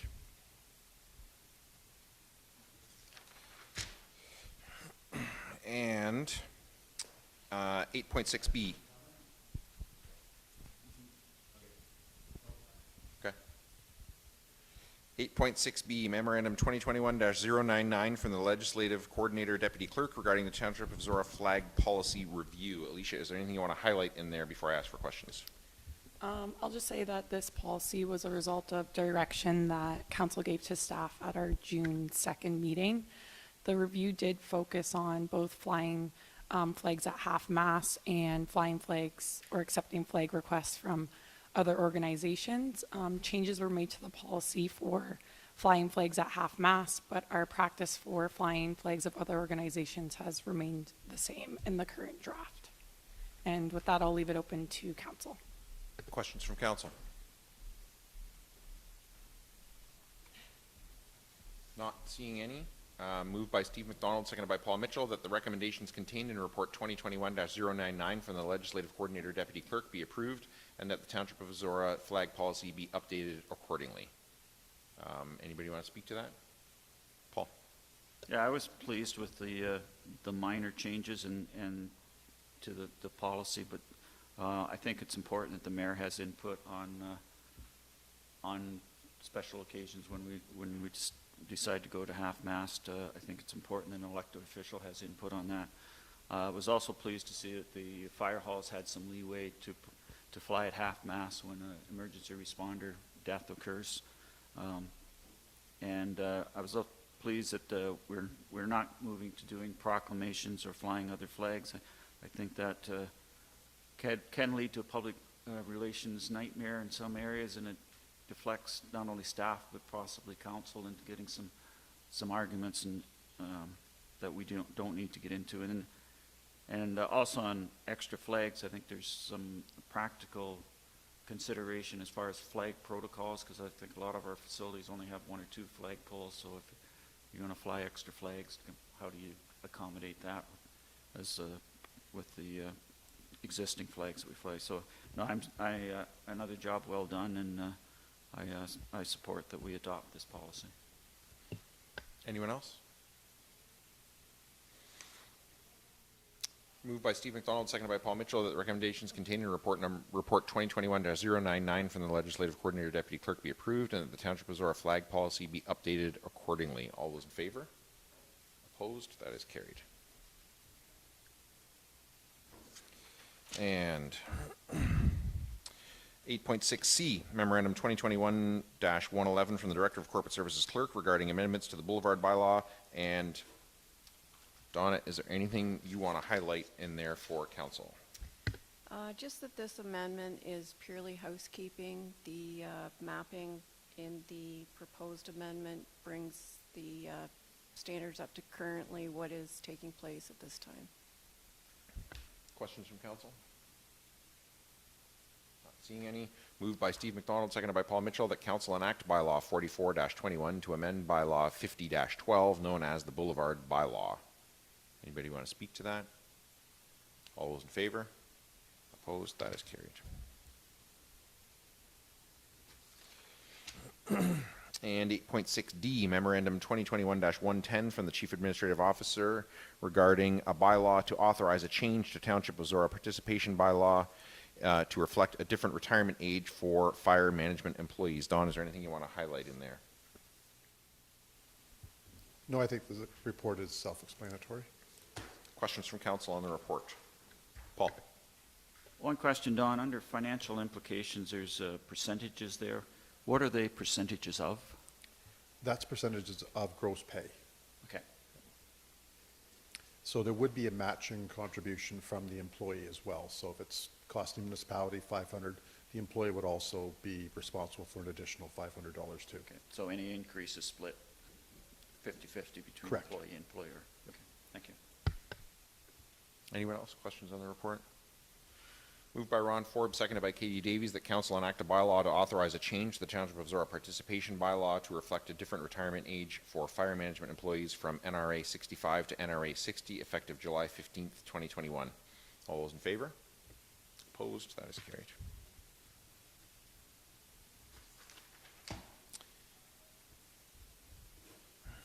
9, correspondence requiring direction. So I have 2 to deal with this. I have one for 9A, moved by Ron Forbes, seconded by Katie Davies, that council support application for consent B21-18-5 to be heard by the County of Oxford Land Division Committee on July 8th, 2021. Does anybody want to speak to that? All those in favor? Opposed? That is carried. And 9B and C, I have moved by Ron Forbes, seconded by Katie Davies, that items 9B and C be received and filed for information purposes. Yeah, for information purposes. Anybody want to speak to that? All those in favor? Opposed? That is carried.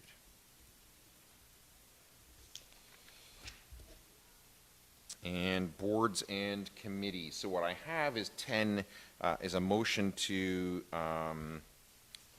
receive and file 10A through D, and a separate motion to deal with 10E.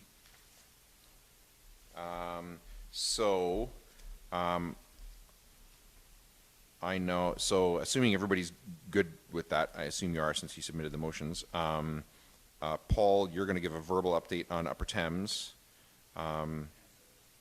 Sorry, and ZRAC, thank you. And I'll take questions on the Community Schools Alliance material that's in here, and Zorra Splash, if you want to give an update, Steve. So I guess over to you, Paul. Go ahead. Okay, the June 22nd Board of Directors meeting of the Upper Thames. First item on the agenda was a 20-year flood control repair plan, and the staff projects out how much it will cost to maintain flood control structures in the watershed. They break it down into 5, 10, and 20-year intervals, but not to get too deep into it, the total projection for over the next 20 years is $60.7 million. As far as Zorra, their projection over 20 years for the Embro Dam is $232,000, and for the Harrington Dam is $492,000. Also part of this report was the 2021 flood control expenditures, and they spent, or the Upper Thames is spending $3.9 million, of which $1.96 million is funded by the Water Erosion Control Infrastructure funding, better known as WECI. And that's the money that comes that they apply to on a project basis. And if they get funding, then they go ahead with those projects. None of those projects were in Zorra Township. For the 2021-22 flood control budget, a great reduction, total of $263,000, of which $131,500 has been approved by WECI. There are two projects in Zorra Township, and they are the Cultural Heritage Report for the Zorra Dams, $13,500 for Embro and $14,500 for Harrington. This is part of environmental assessments that were done several years ago, but the cultural and heritage part was left off for some reason. And since then, Upper Thames has been applying to WECI to get funding, and they didn't until now, so they will be included. So the other 50%, we don't have to take out of our budget. If you remember, every year we have $15,000 on our budget that goes toward dam reserves for Zorra Township. That's a special levy that we pay above and beyond the other levies.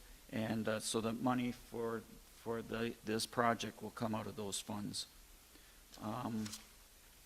We had a report on investment policy review, and Upper Thames has significant cash reserves, and 3 years ago they decided that they would take some of those monies and invest them long term, with the idea of that they would use those monies would be available at some point for funding projects. So over the last 3 years, the money that was invested increased from $5.5 million to $6.6 million. So they've had great return on their on those investments. And the reason we were looking at it is that those investments are looked at annually by the audit and review, or the Finance and Audit Committee of the board, and every 3 years it comes to the full board for a report on what's going on there. Section 28 report, there was only one permit issued in Zorra in May, and that was for the Quadro fiber optics line coming down line 15. There's some situations where Upper Thames was involved in permitting for that. We had an extensive report on changes to the Conservation Act.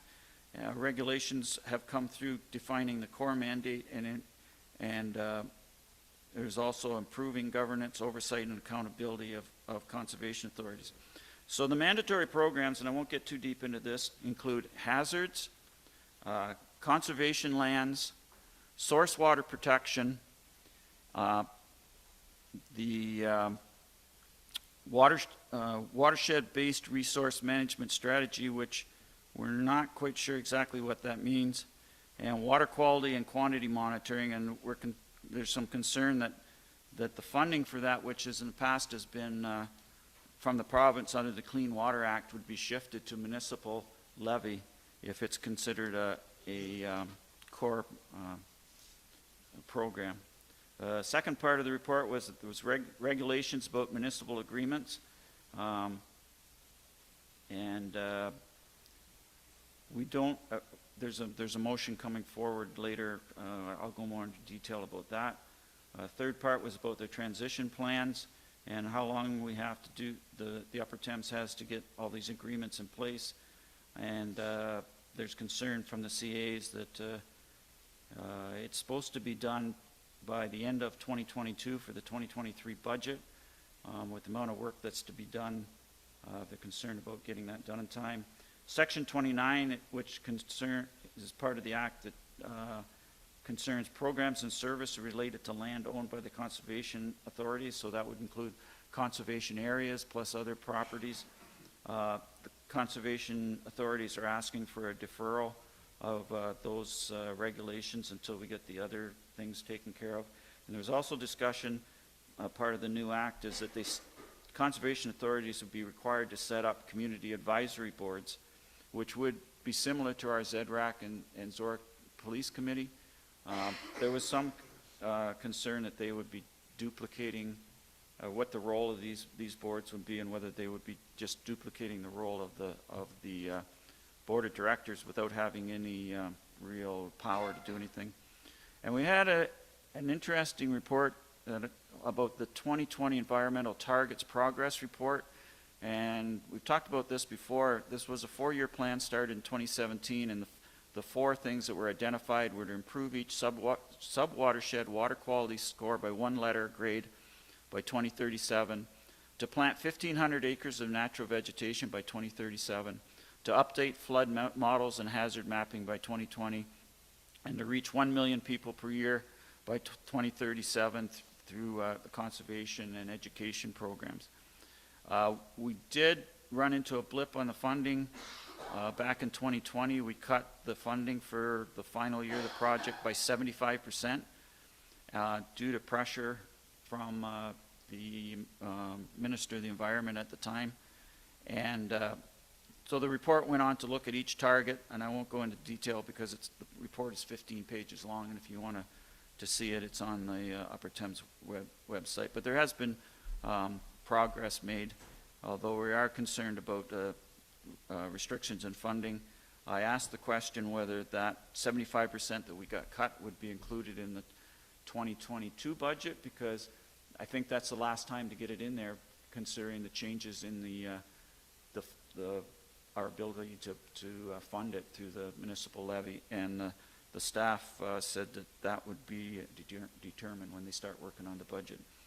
We had a lengthy closed-door meeting. We had 1 potential litigation, 1 ongoing litigation, and an LPAT tribunal, but that's as far as I can go on that. And we do have a retirement. Chris Harrington, who is 25 years with the Upper Thames. He is currently the manager of the Watershed Planning, Research, and Monitoring. And his biggest role in the last year and a bit was running our Zoom meetings. He was our tech guy on that. He has taught at Fanshawe for a number of years in a part-time position, and he had an opportunity to take on a full-time position.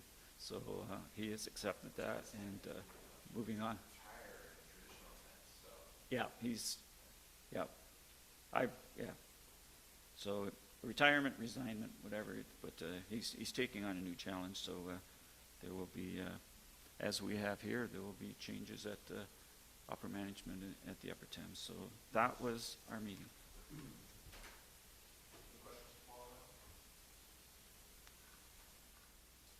Community Schools Alliance attendee, anybody have any questions for me on the material of the package? 10C, Zorra Recreation Advisory Committee, Paul? Okay, while I was talking, I just lost my...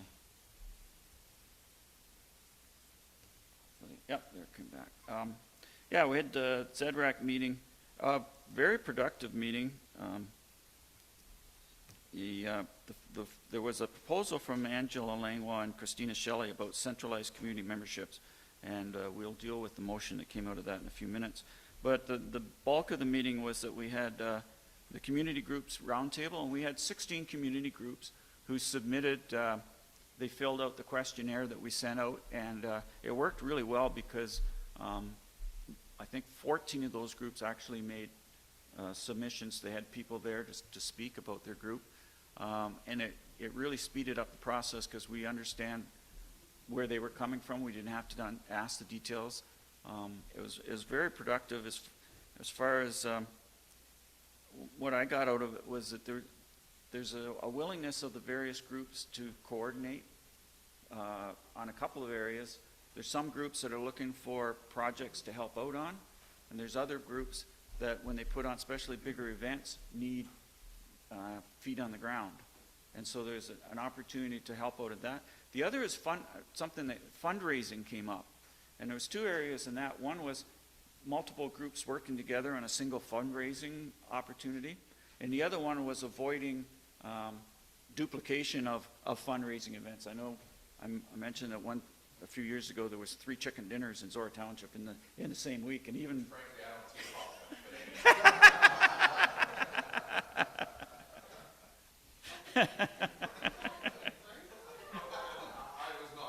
Yeah. It was part of your civic duty, wasn't it? Yeah. So anyway, but I think it does damage the other when no Marcus is going to be there, but it does maybe damage some sales and that sort of thing. So we did have a resignation. Joanne Fleming has resigned because she doesn't have the time to commit anymore.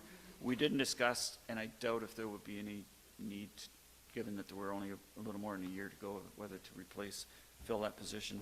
And the next meeting is not until September for the ZRAC committee. Any questions for Paul on that? All right, that's 10A through D. So I have moved by Ron Forbes, seconded by Katie Davies, that items 10A through D be received and filed for information purposes only. All those, Steve? What did I skip? Oh, I skipped right over D. Sorry, Yeah. Steve, splash pad. Good news for the Splash Pad Committee. The committee has done an incredible job through this whole COVID thing, raising money. Target was 275 grand. 2 weeks ago, we were 80 grand short of our target. Deb announced that on Facebook, and the very next day, we got a first $10,000 donation. She challenged all the groups for 10,000 or more for businesses and that. So I've heard from her that there's a second one on the way, so that'll put us well over the $200,000 mark. And we got a nice little check from a member of firefighters for $2,500 from the fireworks the other night too. So we're closing in on it. We'll be pestering Matt pretty soon to see when we can get shovels in the ground.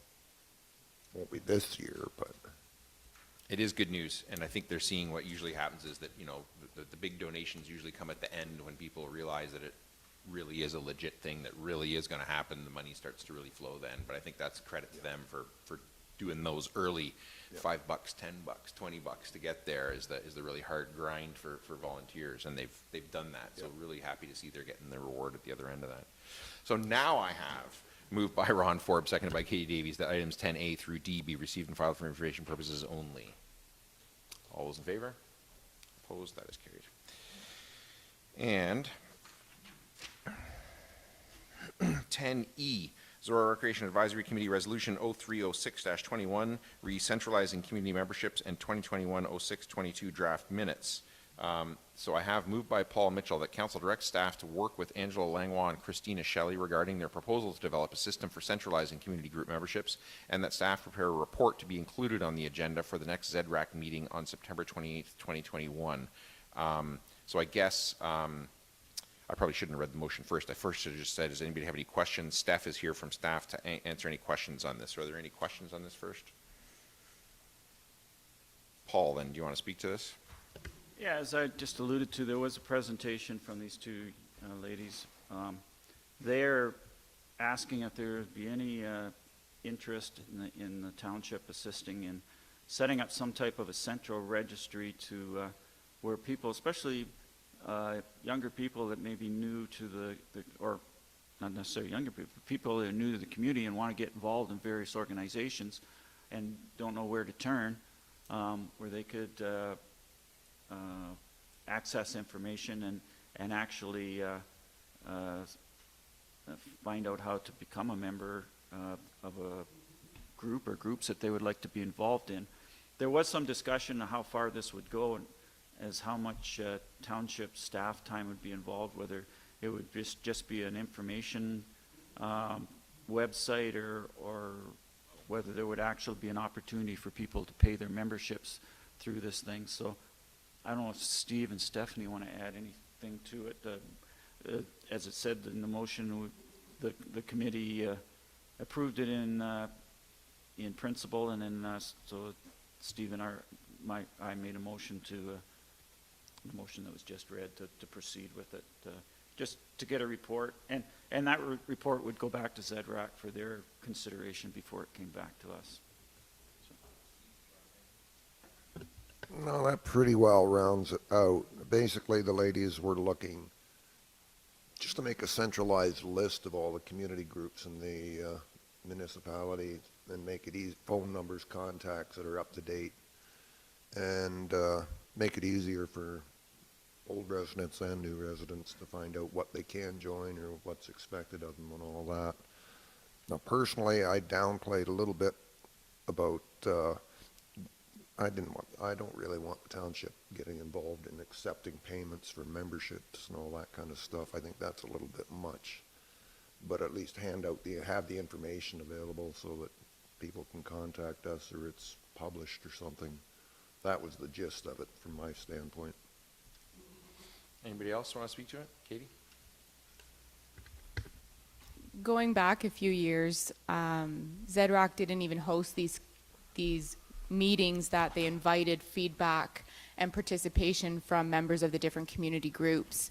I used to run one of these community groups, the Calathumpian Committee, and we had a lot of problems to solve, and we solved them in a silo. And the really interesting thing, seeing the evolutions that have been taking place in the last few years, is that the more we are getting together and sharing information and streamlining things, it makes it easier for everybody. And when the Caledonians can learn from Calathumpian, can learn from the Lions, can learn from, what ends up happening is it makes all of these things more successful and it makes them easier. And the thing about successful, easy things is then people want to participate and get involved. And when there are so many barriers involved in volunteering, you're going to lose your volunteers. And I think what we have heard from different organizations is they really need those feet on the ground to help run their events. And the more we can do as a municipality to support these groups, the easier it will be for them. Then these events and organizations will have the ability to carry forward and continue doing the good work that we always applaud them. We participate, we love it, we applaud it, and I view this as just being one further step in supporting them. I also see this as an opportunity for future idea sharing and amalgamations within the township. These groups are all dealing with, especially through our recreation department, our facilities, our parks, with rentals and help with events. And if there is a feasible way for membership fees to be run through existing programming that we already have, software that we've already purchased, and if it's not going to take too much staff time, then I think that's something that should absolutely be offered. So I am in full support of having a report brought back to ZRAC and see how that is reviewed, and I'd want to continue supporting these groups in the ways that we have through our community grant program. Anyone else? Moved by Paul Mitchell, seconded by Steve McDonald, that council direct staff to work with Angela Langlois and Christina Shelley regarding their proposal to develop a system for centralizing community group memberships, and that staff prepare a report to be included on the agenda for the next ZRAC meeting on September 28th, 2021. All those in favor? Opposed? That is carried. Thanks, Steph.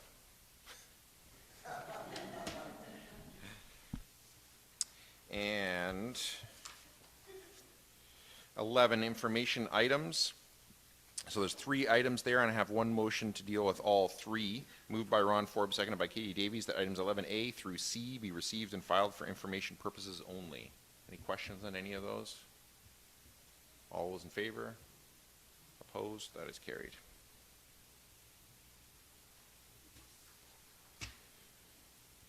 No unfinished business, so we're up to notices of motion. So I'll take this off, and Steve is the chair of the meeting for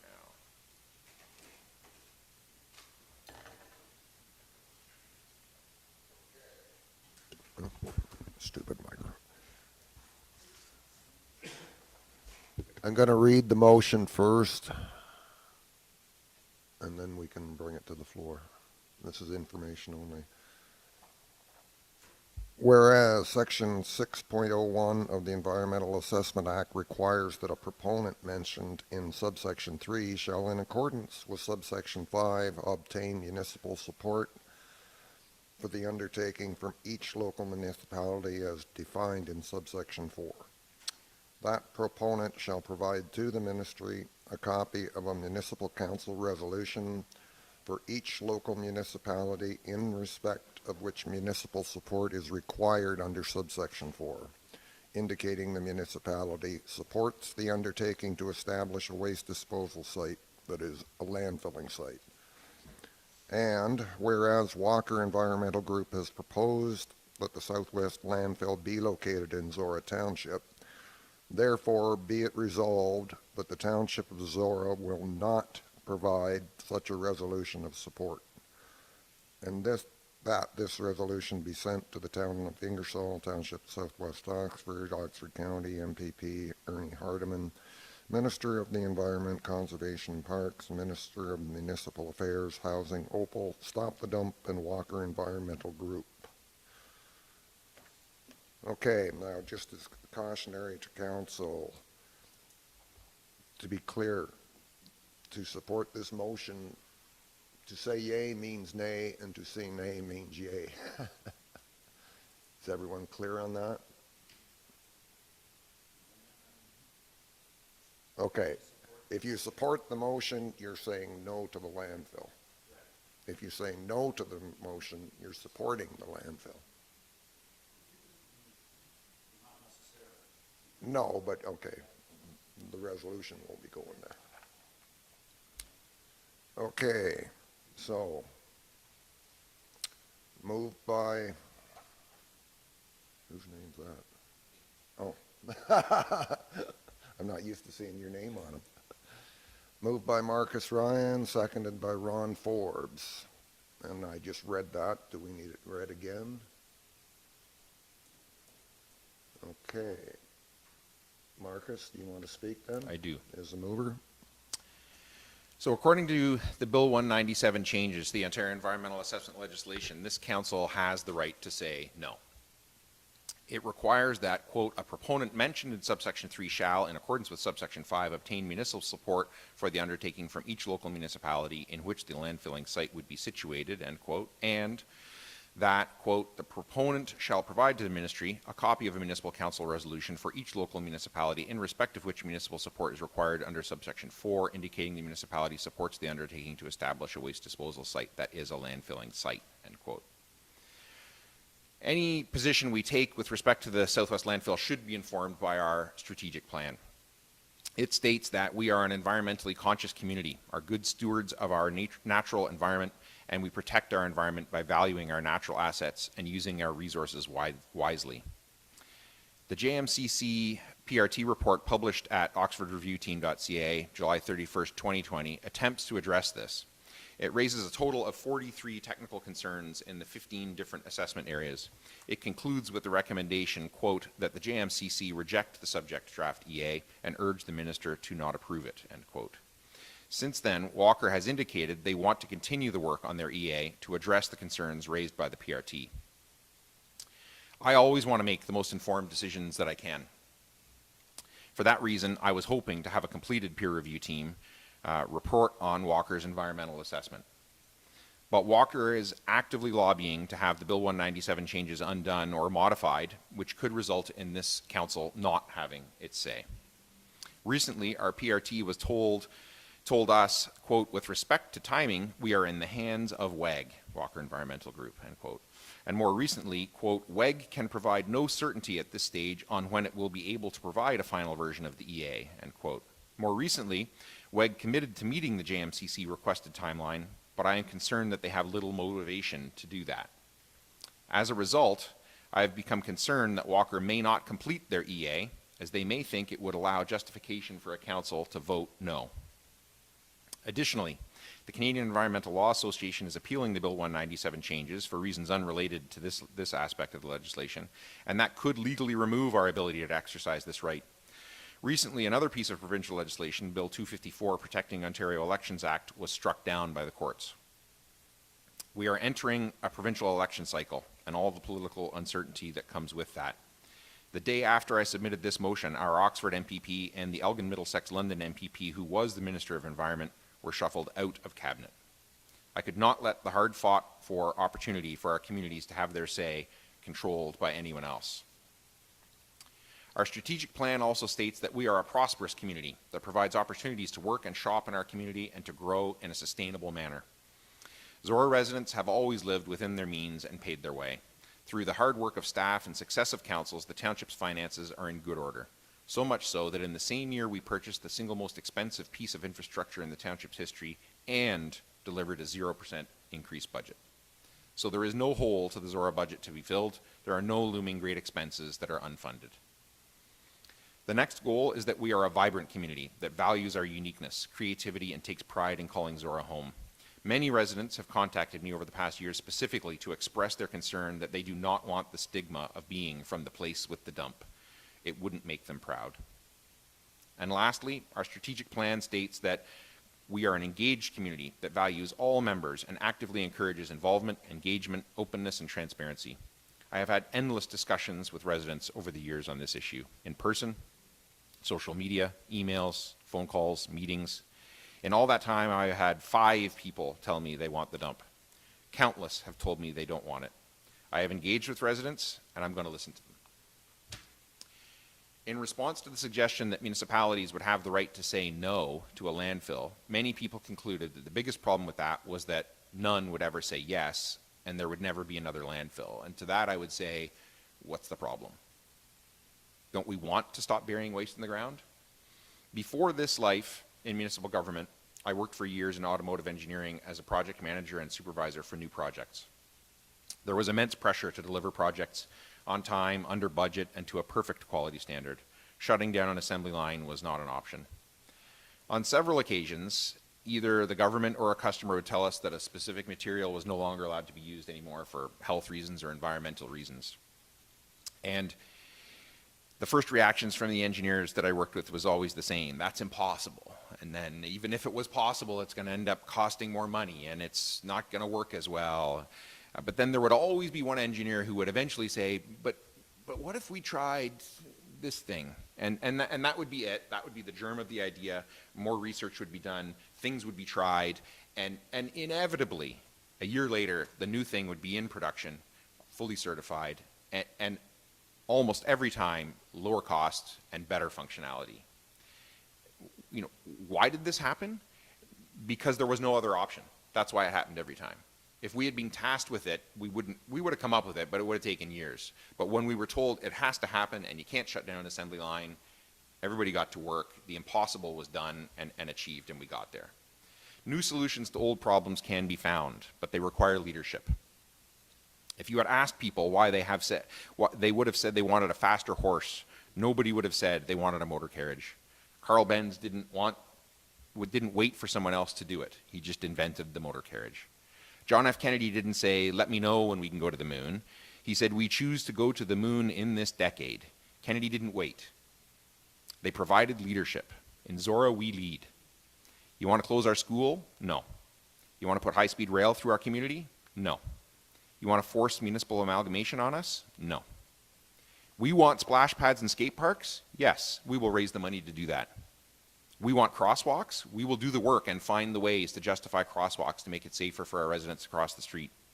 We want a net zero public works shop with no tax increase? We will do the hard work of finding out how to get that done and deliver that for our residents.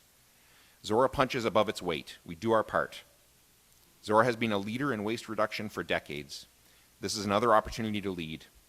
By making landfills difficult and expensive, we can be part of driving the innovation required from the waste and recycling industry. The province is already moving in this direction. Let's do our part to push them harder. We must take advantage of this opportunity to lead on behalf of our residents. For all these reasons, I am opposed to the Southwest Landfill proposal. I ask for council's support on this. Let's remove the cloud hanging over our heads. Let's bring clarity to this for residents. Let's stop doing someone else's work. Let's get on with building our communities the way we want to build our communities. Let's do our part.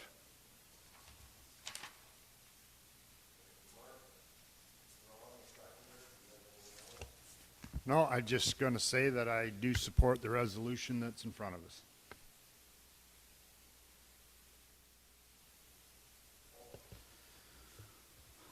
Sorry. Marcus makes a very strong argument. He's made a lot of good points. I appreciate the amount of work that he's put into it, and I appreciate the passion that he speaks with. But respectfully, I'm going to not support this motion. And I know that opens me up to a lot of ridicule, but I'm willing to do that. But I would point out that if this motion's, I would say, I'm not supporting this motion at this time. But I want to point out that if the motion said that the Township of Zorra supports the application by Walker, I would not support that motion either at this time.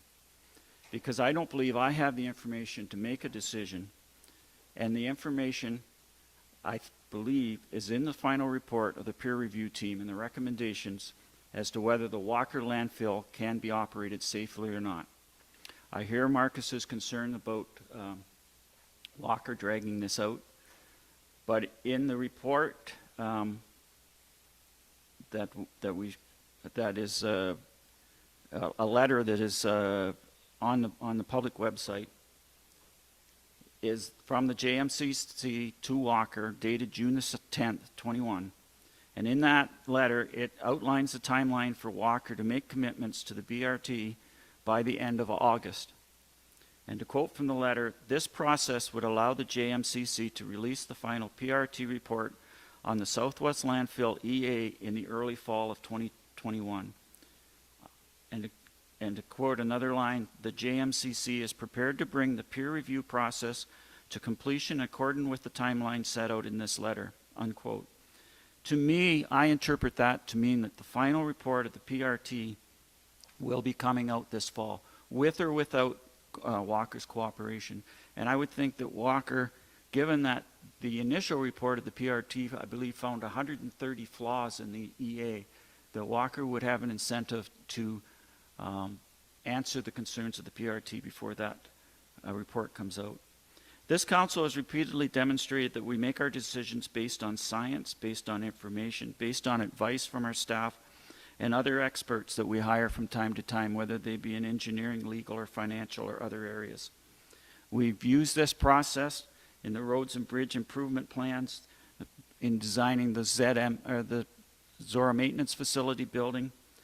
We have in the past continued to use this process in dealing with the Maple Leaf property project. In fact, we use it to some degree on every decision we make. By passing this motion before the release of the final PRT report, we're not only going counter to the advice that we received, we are saying that we do not need or want the information that's been included in the PRT report. And we're also saying that the time, effort, and money expended on and by the JMCC and the PRT was wasted. I'm not surprised that the three mayors are opposed to the landfill. Mayor Komisky has made his position public all along. Mayors Ryan and Mayor Barry have well-earned reputations as environmental advocates. But in the June 10th letter, it says each of the JMCC members, quote, each of the JMCC member councils will independently decide when or how it will address its decision with respect to municipal support pursuant to section 6.0.1 of the Act. And I was surprised, unquote, I was surprised by the joint announcement on June 17th by the three mayors that they not only personally are against the landfill, but they were about to bring motions to the respective councils and force this decision before the PRT final report comes out. At the time, I thought it was strange that this announcement came out just one day before the announcement that Marcus referred to, where Jeff Urich and Ernie Hardeman were kicked out of provincial council. But now I'm convinced that it was just a coincidence. There's no connection between the two. Why did they lose their positions? Was it because they supported municipal right to choose? Maybe. Is it as the political analysts said that they're too white, they're too male, they're too rural, they're too old, or that they fought too hard against the COVID lockdowns? Or is it possible, although I don't see how it could be, that they weren't doing a good job in their portfolio? Only Doug Ford and his advisors in Queen's Park know the answer to that. What we do know is that the two ministers that stood on the stage in Ingersoll last summer to celebrate the passing of Bill 1907 and specifically Section 6 in that, no longer are in charge of that file or have cabinet level influence on that file. And I think that is certainly, as Marcus alluded to, has an impact on our decision today. I do have some concerns about passing this motion at this time. I think it eliminates any reason for Walker to support the resolution that we passed in January that said that we thought Zorra Township should have the final say, the host municipality should have the final say on whether a landfill is in their municipality. I think that opens up, opens up Walker and the Ontario Waste Management Association to put all their efforts to eliminating Section 6 of 197 as opposed to modifying it, which is what we've asked for. If they're successful in that, either at the political level or the legal level, that would make this resolution a moot point because Walker would no longer need our approval to move forward. If that happens, then, and Walker receives provincial approval for the landfill, it certainly weakens our position on any planning decisions that we make that would place restrictions on the building or the design and the operations of the landfill. It would also damage our negotiating rights with Walker if it ever came to that as far as royalty payments, and I know that to a lot of people that's a dirty word. And for the people that doubted the 2 to 3 million figure that I mentioned in the January debate, if they check the Walker EA under Economic and Financial Assessment, Section 10.3.3.2, Municipal Contributions, page 82, it says that range in there is $1 to $3 per ton. So if they look that up and do the math, they'll see that I didn't make that number up.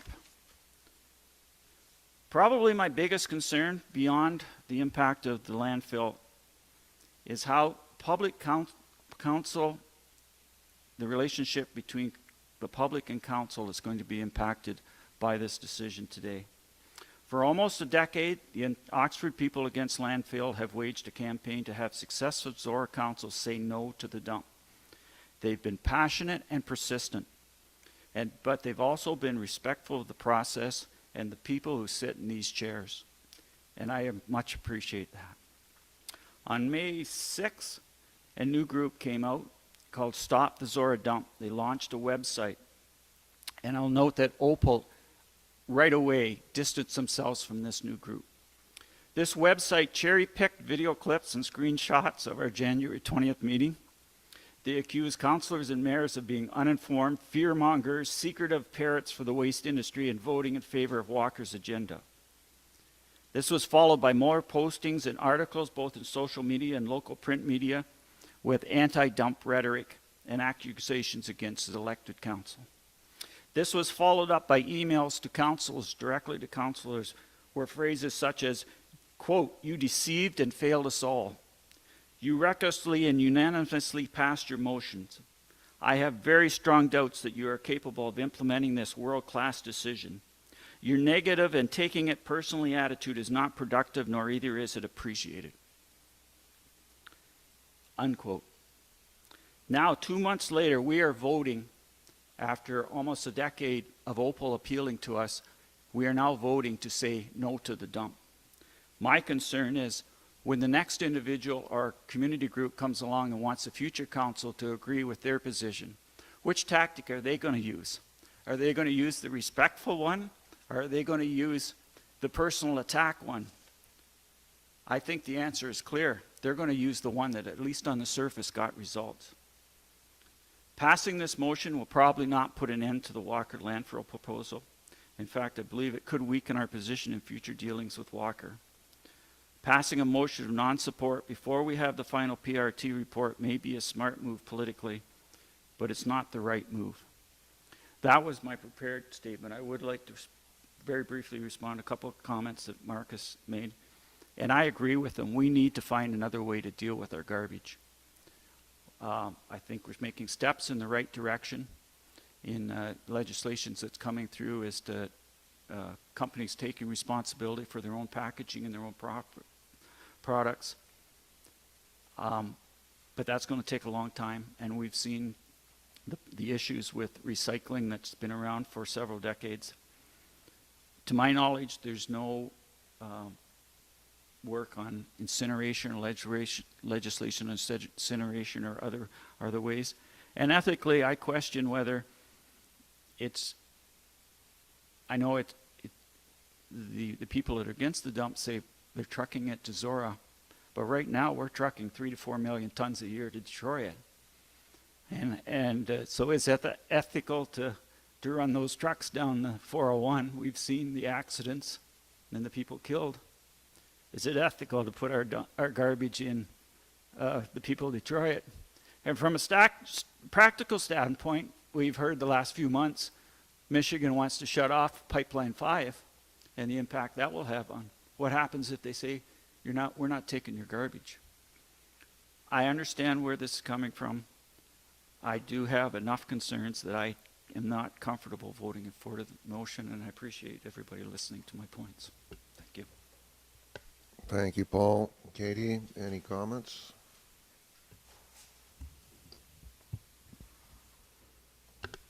A lot's been said, and I don't want to spend time repeating things that have been said.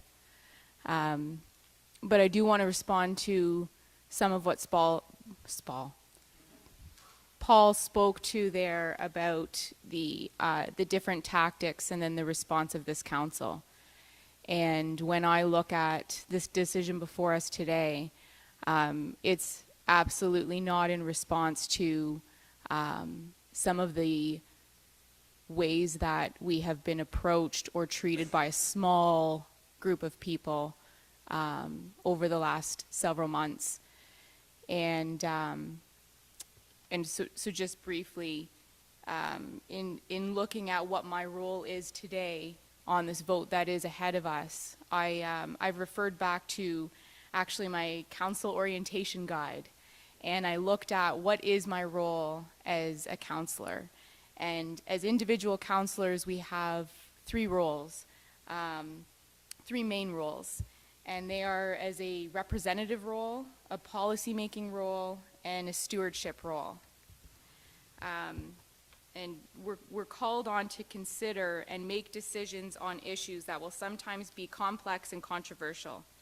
Many of those decisions will have long-term consequences for your municipality that extend beyond your 4-year term of office and should be made in the context of your municipality's directions for the long-term health and welfare of your community. So some of those directions that we've committed to are through the decisions we've made and endorsed through our strategic plan. And when we're talking about complex and controversial issues, I think this is absolutely it. And then when we're looking at that role as a representative role, we're represented to be the voice of the constituents. And as closely as possible when dealing with issues that become before council. And that can be really challenging because constituents are not always aligned on an issue. And when there's diversity in the response to a particular issue, it makes it challenging. But when it's polarized, it's incredibly hard. My experience with this vote today is I have heard unanimously from residents what their position is. So that does not pose as a challenge for me because I have heard loud and clear from residents their position on this topic. But our role doesn't end there. in terms of being that representative role, we also are required to have a broader understanding of the issues. So while we are to listen to residents, we do have a deeper responsibility. And with many issues, we have to consider a variety of conflicting interests and make a decision that may not necessarily be popular with everyone.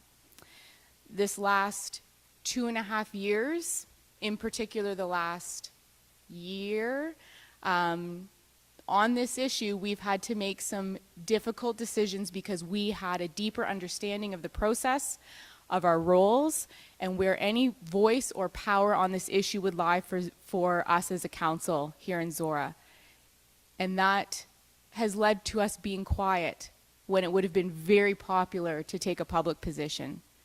Doing the right thing has put a lot of pressure on us, and some of that pressure has been not great.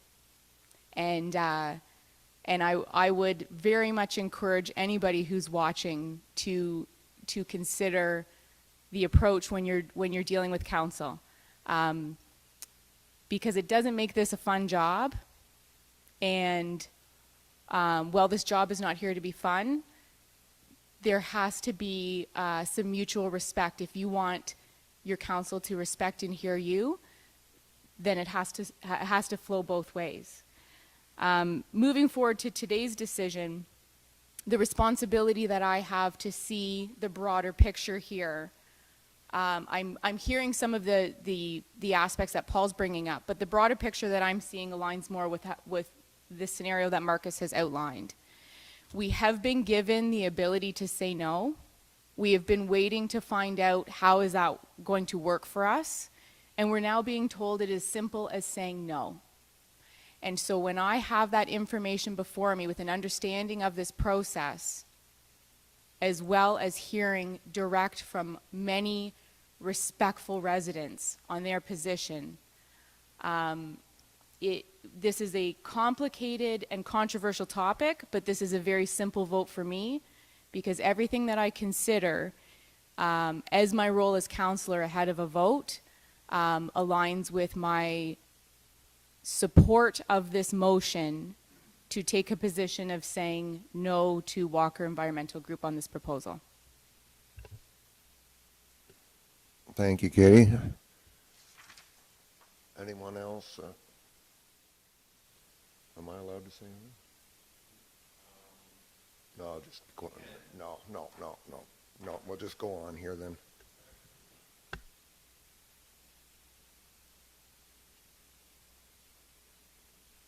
Sorry, mute. Do you want the entire resolution motion read again, or just the core? The whole thing? Okay. Here we go. Whereas Section 601 of the Environmental Assessment Act requires that a proponent mentioned in subsection 3 shall, in accordance with subsection 5, obtain municipal support for the undertaking from each local municipality as defined in subsection 4, and that the proponent shall provide to the ministry a copy of a municipal council resolution for each local municipality in respect of which municipal support is required under subsection 4, indicating the municipality supports the undertaking to establish a waste disposal site that is a landfilling site.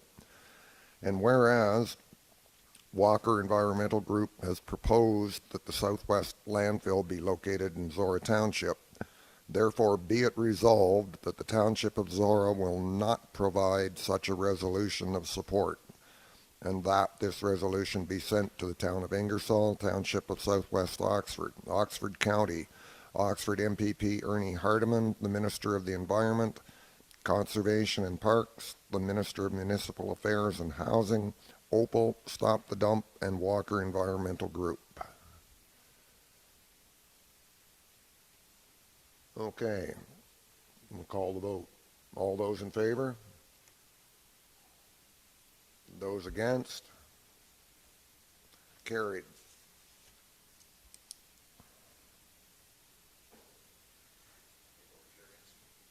Yep. Yeah, you can have it back. It's yours.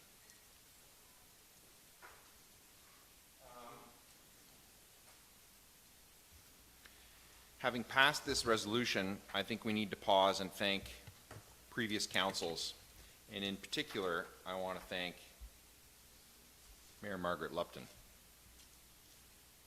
Margaret took a lot of heat over this issue over the years, a lot of heat. Horrible accusations were made, and none of it was deserved. She always had the best interests of her communities at heart. Much of the ability this council has to deal with this issue is as a result of the leadership that she provided in the past. Those who plant trees, knowing that only others will enjoy the shade, are public benefactors, and we are her beneficiaries. My thanks to Margaret. I'm going to suggest that it's just about lunchtime and that we break and come back and finish off the rest of the agenda after lunch. That's reasonable. So we're adjourned until, we'll take, what, a full hour? 12:40? We're adjourned.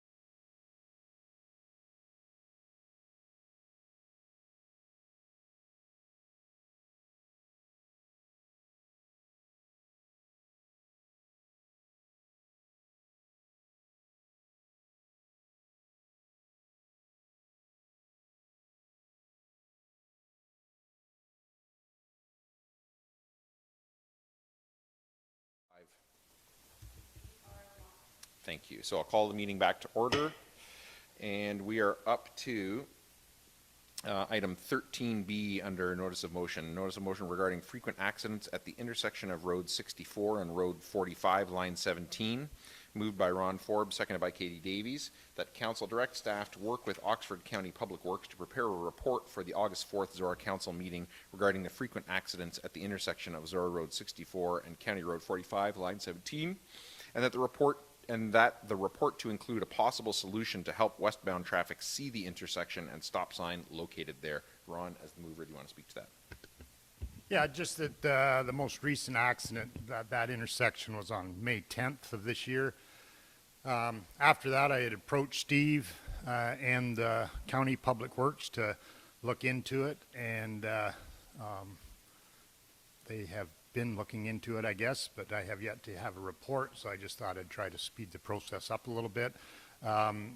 It's a county pretty much has control over that intersection as far as placement of signs, and there's we had at our last council meeting, we talked about the 23 accidents on Allen Street from the lights in Tempsford to Allen Street over 10 years, and we had 5 accidents in Uniondale over 10 years, and we've had 8 at this intersection in 20 months. So I think it's pretty significant. All the accidents are westbound traffic, so it's not,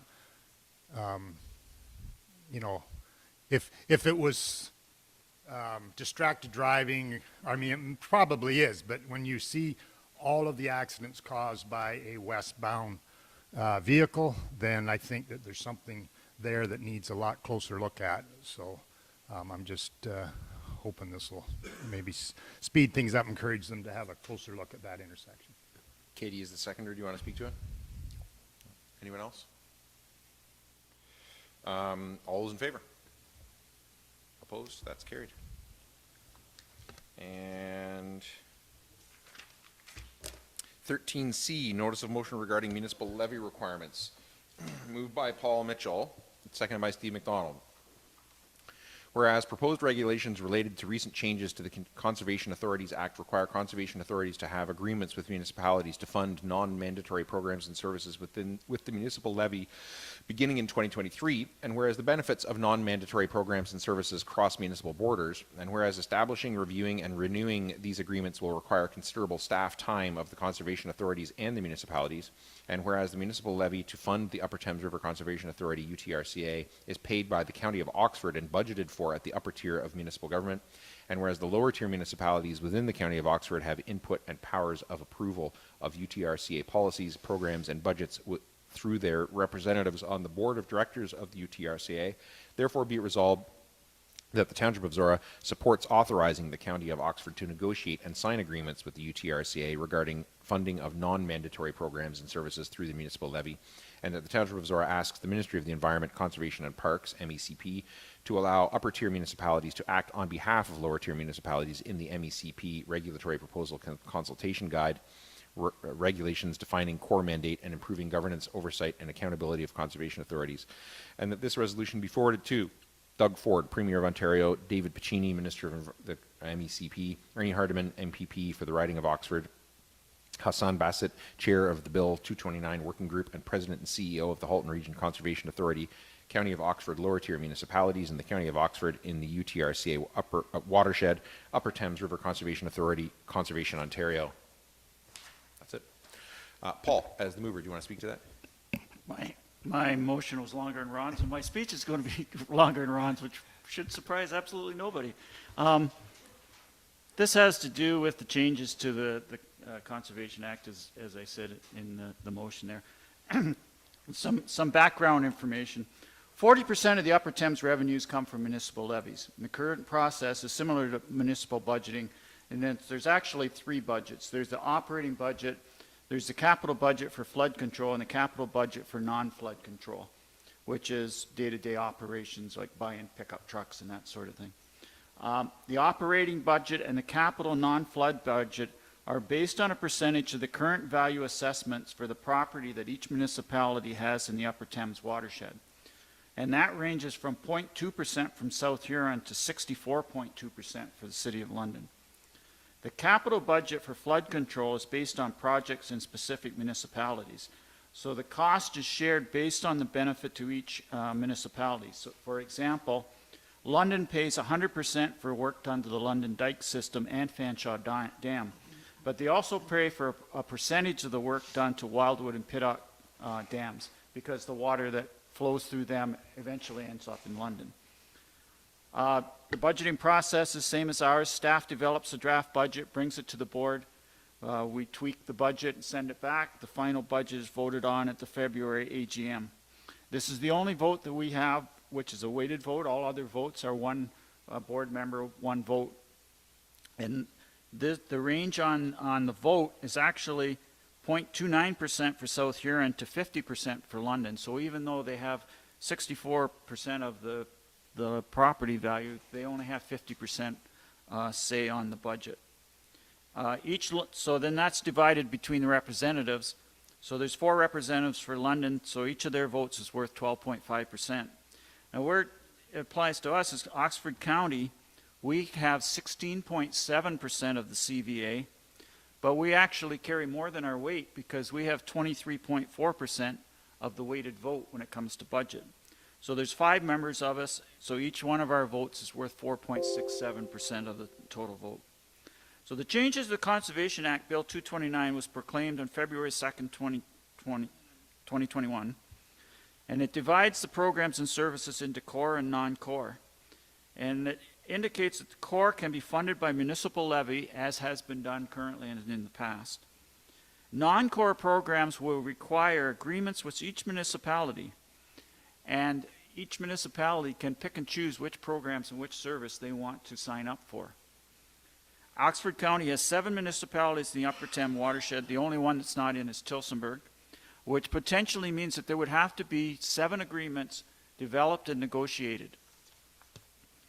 There is a 10-member working group, which is referred to in the motion, working with the Ministry of Environment and with the Ministry of Natural Resources, because they both have some jurisdiction here, to develop the regulations to implement the Change Act. And they've been working since January on this.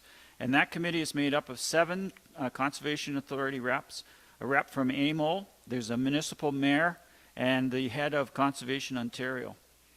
And they have so far defined the core and non-core programs, and they've also defined a timeline for implementation, which is relatively short, December 31st, 2022. And in reality, these agreements have to be in place before that, because our staff develops their budget starting in June or July for initial presentation to the board in September, October, and then final approval in February. It's unclear, and I've asked at the last 2 board meetings of staff whether, with the situation in Oxford County, whether they can act on behalf of the lower tier municipalities, and they don't have an answer yet.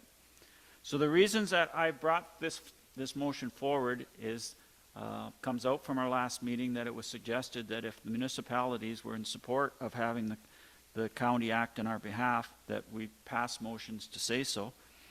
And so the first main reason is more efficient use of Upper Thames and municipal staff. There's a large number of programs that would be involved in these agreements. For example, the strategic targets report that I mentioned in my report on the last meeting, there are 42 projects and programs involved in that alone. And potentially, most of those are non-core programs and would have to be bargained with individually.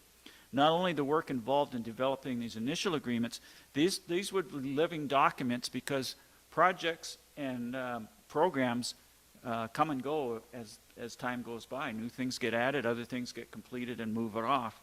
So there would have to be at least an annual review of these agreements to look at their effectiveness, their cost, and what new projects to bring on and which ones to stop.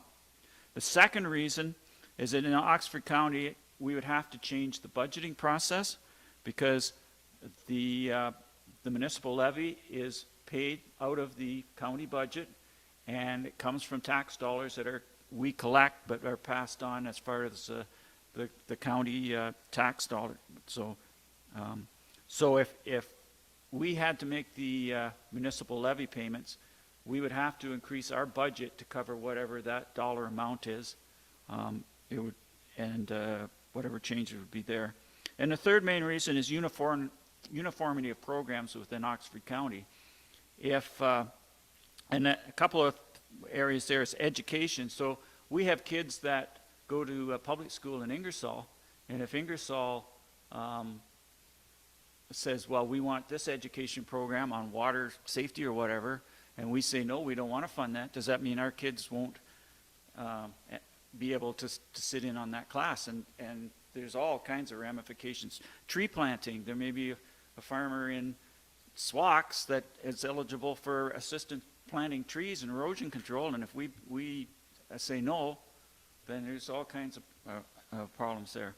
So I brought forward the motion to, I think it's, for the reasons I just stated, that's the way to go. It works really well. There's good cooperation. It's both Marcus and Ron, I know, as former board members, between the municipalities in Oxford County, and I think whatever we can do to help to influence, first through this working group and then through to the ministries, that this is what we want to do. It's the efficient way to do it, and so that's why I brought the motion forward. And Steve, as the seconder, do you want to speak to that? Anybody else? Yeah, I guess I would I do want to very briefly comment on this. I think this is a really good idea to bring this forward early like this, because I think this is so new. I think probably people haven't looked at it as carefully as we really should, and it's going to take time for staff to go through this at, as you point out, various different organizations and say, what exactly does this mean? What exactly does that mean? What if we say yes and they say no? What if we say no and they say yes? This is going to be potentially quite complicated. So the earlier we start on it, the better, to figure it out and actually have all the options available to us, however you define us, is a good thing. So I think this is a really good thing, and I really hope that as you have this being communicated out to all the other municipalities, I really hope that they pick this up and at least consider it before going forward. And I would point out that I did forward this motion to all the other board members for Oxford, and of the other 4 members, 3 of them were favorable in their response. So I'm hoping that over the next few meetings that this motion or something similar to it comes to the other municipalities as well. Anybody else? I'm not going to read it again. What's that? I'm not going to read it again. No, that's good. All those. Yeah, all those in favor? Opposed? It's carried.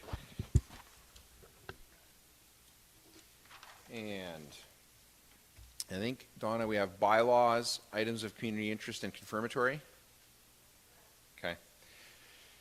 All right, moved by Ron Forbes, seconded by Katie Davies, that bylaws 41-21, 42-21, and 43-21 be taken as read a first, second, and third time and finally passed, and further that the mayor and clerk are hereby authorized to sign the same and affix the corporate seal thereto.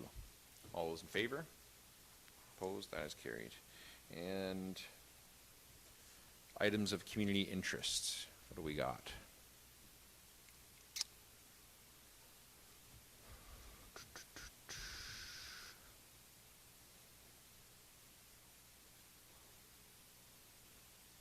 Is there a HACA meeting next week? Yeah. Okay. Yeah. Thank you. HACA is doing an online auction. I'm not sure what the dates are, but it's coming up quickly.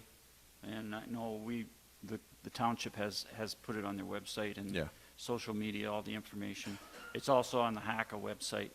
And it's cooperation with the church in Harrington. And I think, I can't believe I'm scanning through July and there's like no events again. But anyway, it is what it is. I'm not seeing anything until we're back here on August 4th. that right? Nobody's got anything? Okay. All right. Moved by Paul Mitchell, seconded by Steve McDonald, that bylaw 44-21, being a bylaw to confirm the proceedings of council held July 7th, 2021, be read a first, second, and third time, and further that the mayor and clerk are hereby authorized to sign the same and affix the corporate seal thereto. All those in favor? Opposed? That is carried. And moved by Steve McDonald, seconded by Paul Mitchell, that this session of council be now adjourned and herewith closed at 12:58 p.m. And the next meeting of council will be called for the 4th day of August 2021 at 9 a.m. All those in favor?